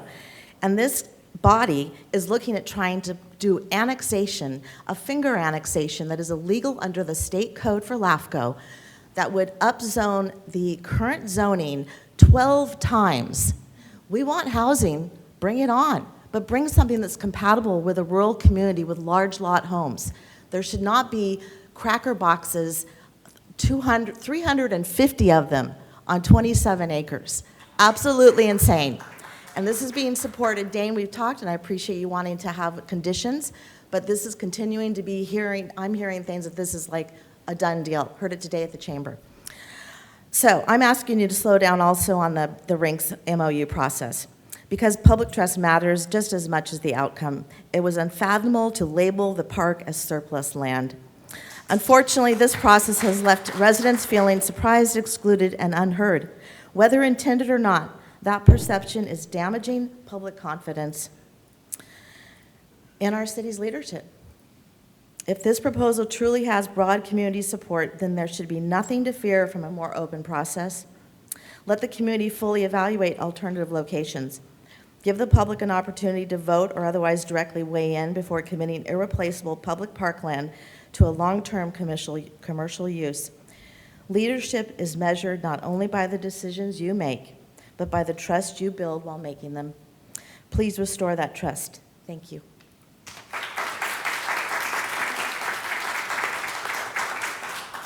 Our next speaker is Maria Wallace.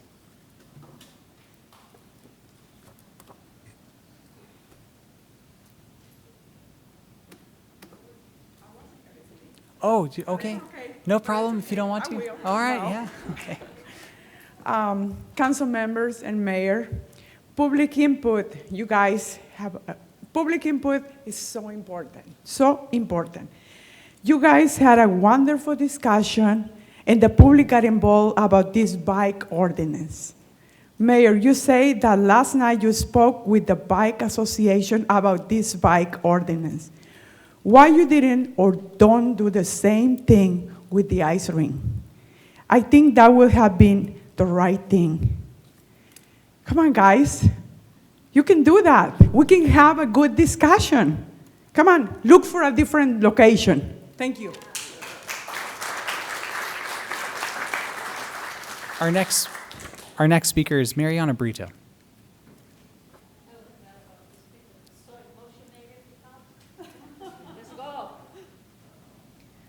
Good evening, everybody.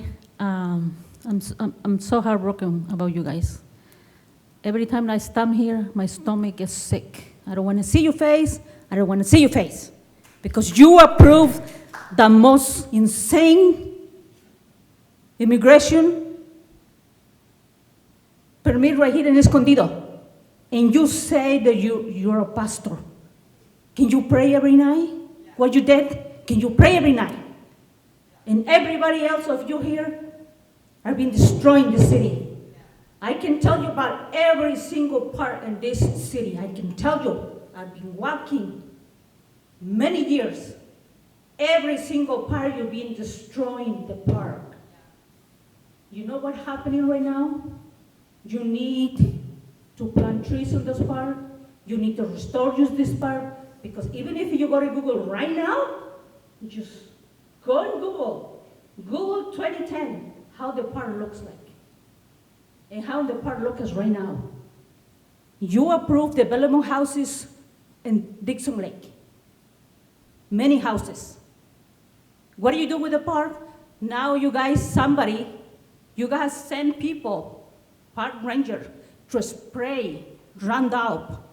And a lot of the plants are native plants, medicine plants. And now you pretend to use Kit Carson? What a shame. What a shame. Consuelo, I'm so deception about you. You told the other day that we can't do much because federal law. Really? Federal law? Really? How Trump is managing this country right now? You should be ashamed. You should be ashamed. You guys are elected to this city to serve the city. What are you doing? What are you guys doing? What are you guys doing? To me, I don't want to respect yourself, disrespect yourself. You guys are committing bribery. And every single agenda that you guys have been managed for 6, 7 months, just look at what you're doing. You don't care if the resident of Escondido, city of Escondido, have an opinion. You don't care about that. The minute you decide something, you close this podium and nobody's allowed to come here to discuss anything. Ice skating, it will be very expensive to keep. You know why? Because we have this high temperature. Who's going to pay for that? The city? Who's going to pay for that? The developer? They want to make money. They want to make profit of it. This city, no city in this country can be defined by a so-claimed non-profit organization to define Thank you, Ms. the Brito. future of Your the time has city, expired. the future of the park. And Ms. Shame Brito. on you. All of you.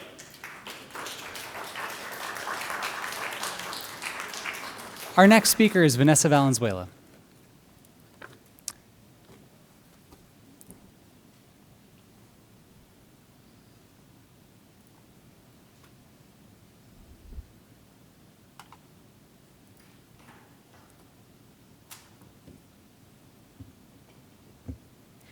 Good evening. My name is Vanessa Valenzuela, and I am a lifetime resident of Escondido. I'm here again tonight opposing the proposed Kit Carson Park Ice Hockey Arena. There's been many excellent comments tonight. Mine will focus on the financial aspects. The rinks is a sweet deal for the Ducks and the Samuelis. I can see you're stuck between a rock and a hard place because I strongly believe that the rinks won't consider the mall or any other location for that matter, because if the arena is built on Kit Carson Park, the developer skirts property taxes on the land. Because they're technically a nonprofit, they would also avoid property taxes on the improvements after completion. Property tax is one of the city's revenues, and last year it accounted for 29% of the general fund. The public land and community access makes it easier to secure the type of bond debt that they're planning to use to finance this project. Based on the MOU, they will pay the city an almost nothing lease rate, roughly 10 cents a square foot compared to a commercial lease of $2 or more per square foot, or tens of millions of dollars in upfront costs to buy land. They would also get the added bonus of not having to develop infrastructure. All that, and the city would receive no portion of revenue sharing. The developer specifically chose this location because it's city-owned, and having it built on the city property also allows the project to be prioritized and completed in time for the goals to use as a practice facility. No neighbor suing and no pesky zoning impediments.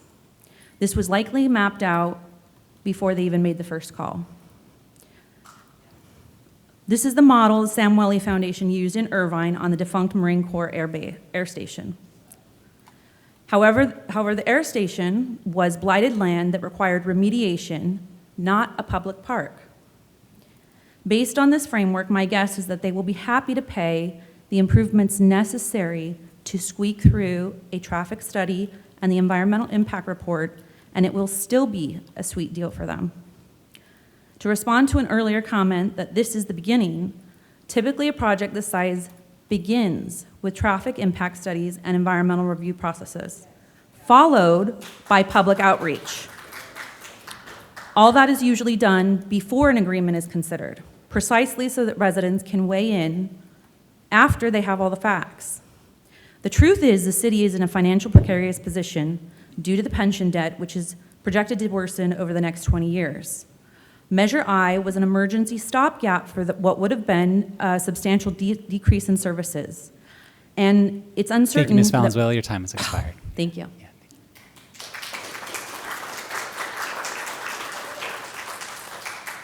Our next speaker is Eno Rivera.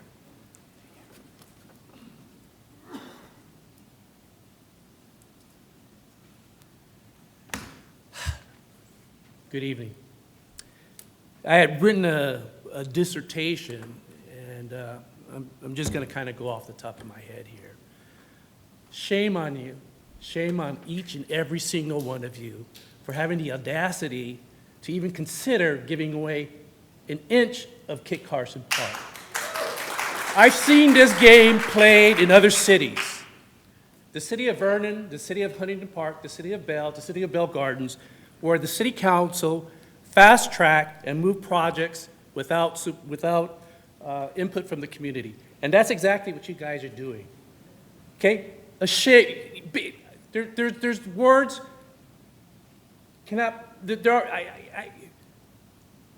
I'm a public speaker and I can't speak right now. Okay? But shame on you. It goes without saying that what you're doing is wrong. I'm in favor of the ice skating. I used to skate. Hey, bring it on. Find another location. Out of bad things come good. And what has come out of here good is that you have kicked the sleeping giant. We're going to mobilize, we're going to organize, and we're going to come after each and every one of you guys one at a time. Don't sit there.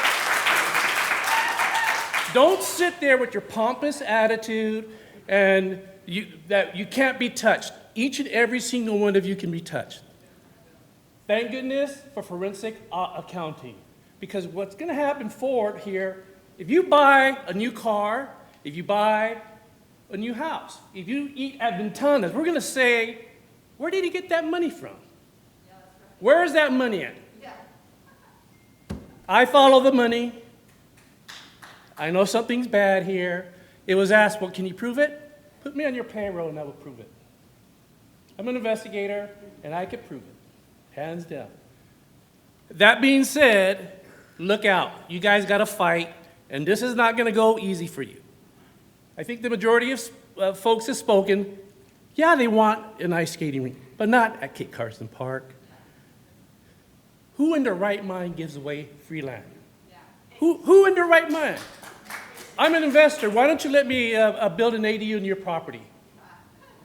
Huh? I will build a monstrosity of an ADU where you won't have any access to that property, and I'll profit. Okay? This is a bad idea. You fast-tracked it, and now you got a community here that's going to unite. We're going to come after you.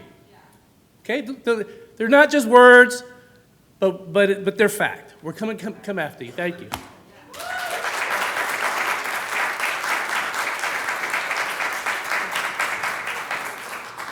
Our next speaker is Christina Miller. Good evening.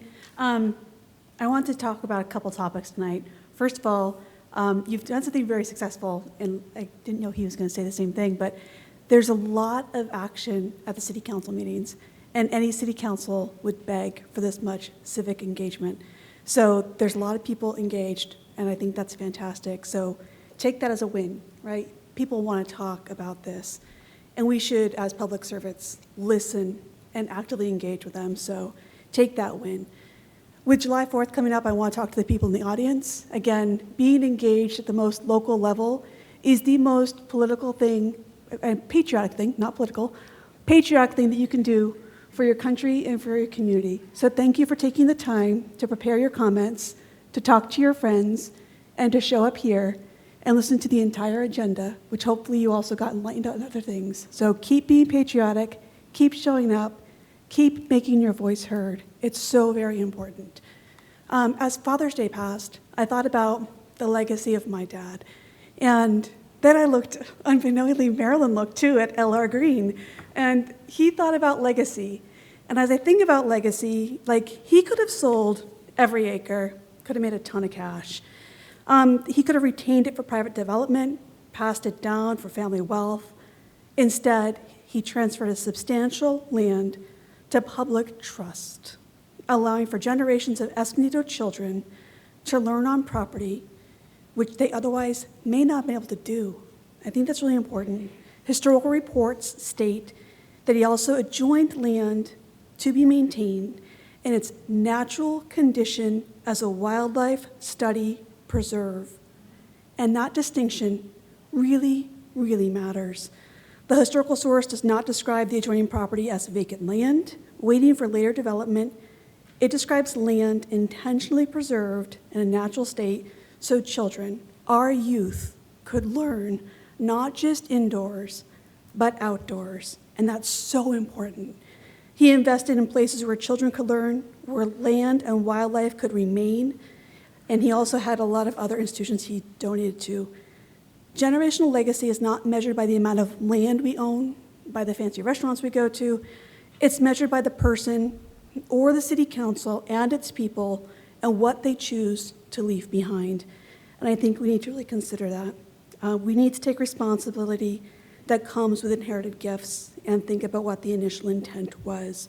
A home may serve several families, a commercial building may serve businesses, but a nature preserve can shelter wildlife, absorb rainfall, offer education, and connect young people to the land for decades.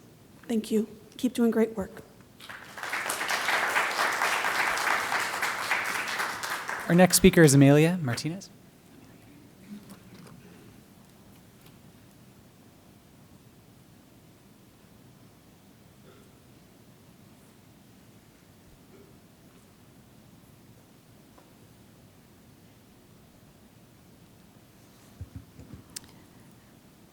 You've already heard me say that I am for bringing ice sports to Escondido, but 1,000% against the proposed location at Kit Carson Park. And what's transpired since then is online debate between hockey fans and park protectors. But what Escondido residents really should be focused on is a blatant lack of transparency between the city, that's you, and those you're supposed to be serving, that's us. Especially when it comes to a project of this magnitude, potentially cutting into our public parkland and displacing actual sports playing residents who currently use that space. So why not the mall? I can almost guarantee you that if this was happening at the mall, you wouldn't be receiving the backlash you're all getting now. And most of you have replied with the same canned response. We own the land, but have no control over the leaseholder. And for some apparent reason, residents and voters seem to be okay with that answer, like maybe that was a problem that was created before your time. But then why is no one realizing that we would be entering into the similar agreement with the Ducks?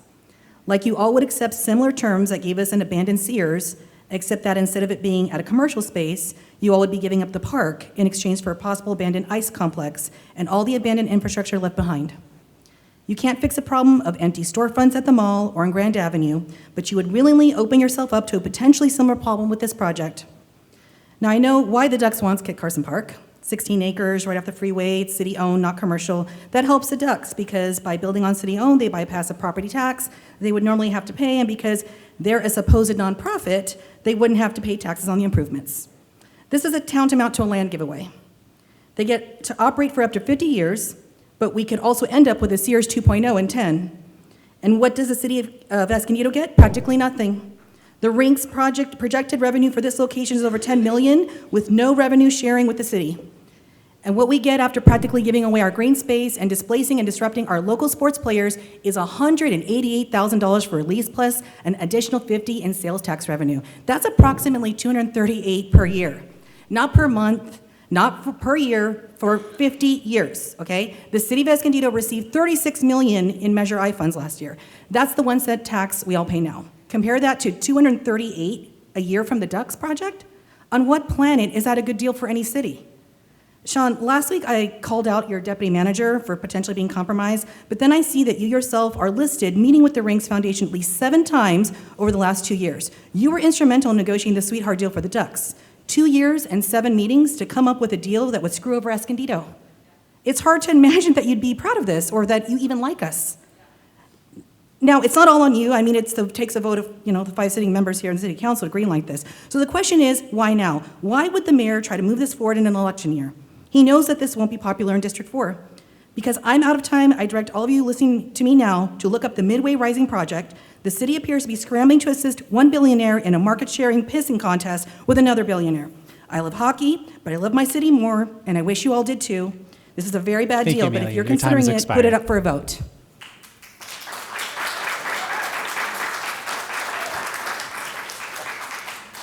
Our final speaker is Abel Martinez.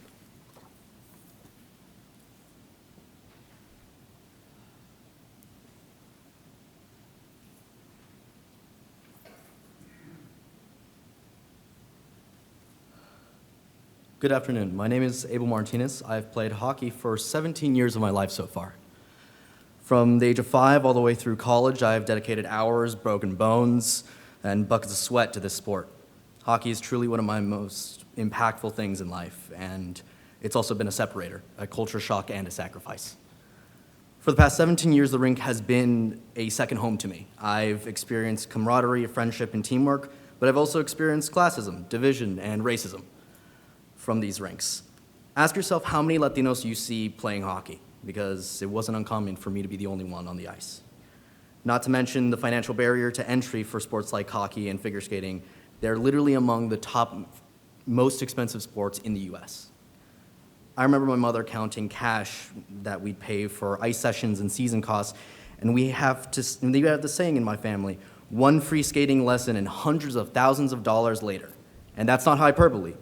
My middle-income family has had no vacations, no home renovations, no peace for the past 17 years, so they can support me in playing a sport that I love. That's the reality of playing sport like this. And if you think that 90% of the working class families in the surrounding area who will be affected by this rink are able to spend that kind of money, you know your constituents less than I even imagined. The rinks state that they want to work with schools, but I doubt that means with ones like San Pasqual. Public schools that barely have enough funding as it is, they'll instead serve private institutions first and foremost. I, of all people, know the difference because I've attended and played for both private high school and hockey in college. And I've played district in hockey. It's like comparing apples to oranges, a separation of skill development and resources created by class, and more often than not, race as well. Outside of all of those factors, I've graduated from a business school on the East Coast, and I took a look at the MOU.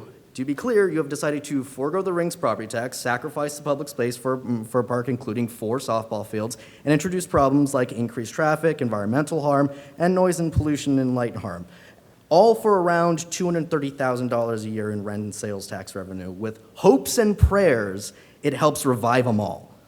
Also, the rinks can make a potential $10 million in revenue a year that the city is not contracted to share. My business professor once told me, you never take the first deal that lands on the negotiating table. After looking at the MOU, this isn't a deal. This is a one-sided gift to the rink's favor. That's how the owners of the rinks organization have stayed billionaires, by entering into one-sided contracts with desperate parties. This is a perfect example of a weak, short-sighted, and irresponsible council decision that has opened our city to exploitation and trying to present a disadvantageous deal to cover up for its carelessness. It will be another overpromise and underdeliverance of a problem created by those trying to save face, and will no doubt push onto my generation to clean up the mess that you created. If you don't think that this is the Thank you, case, Mr. put it on a Martinez. Your Your time time has has expired. expired. Thank you.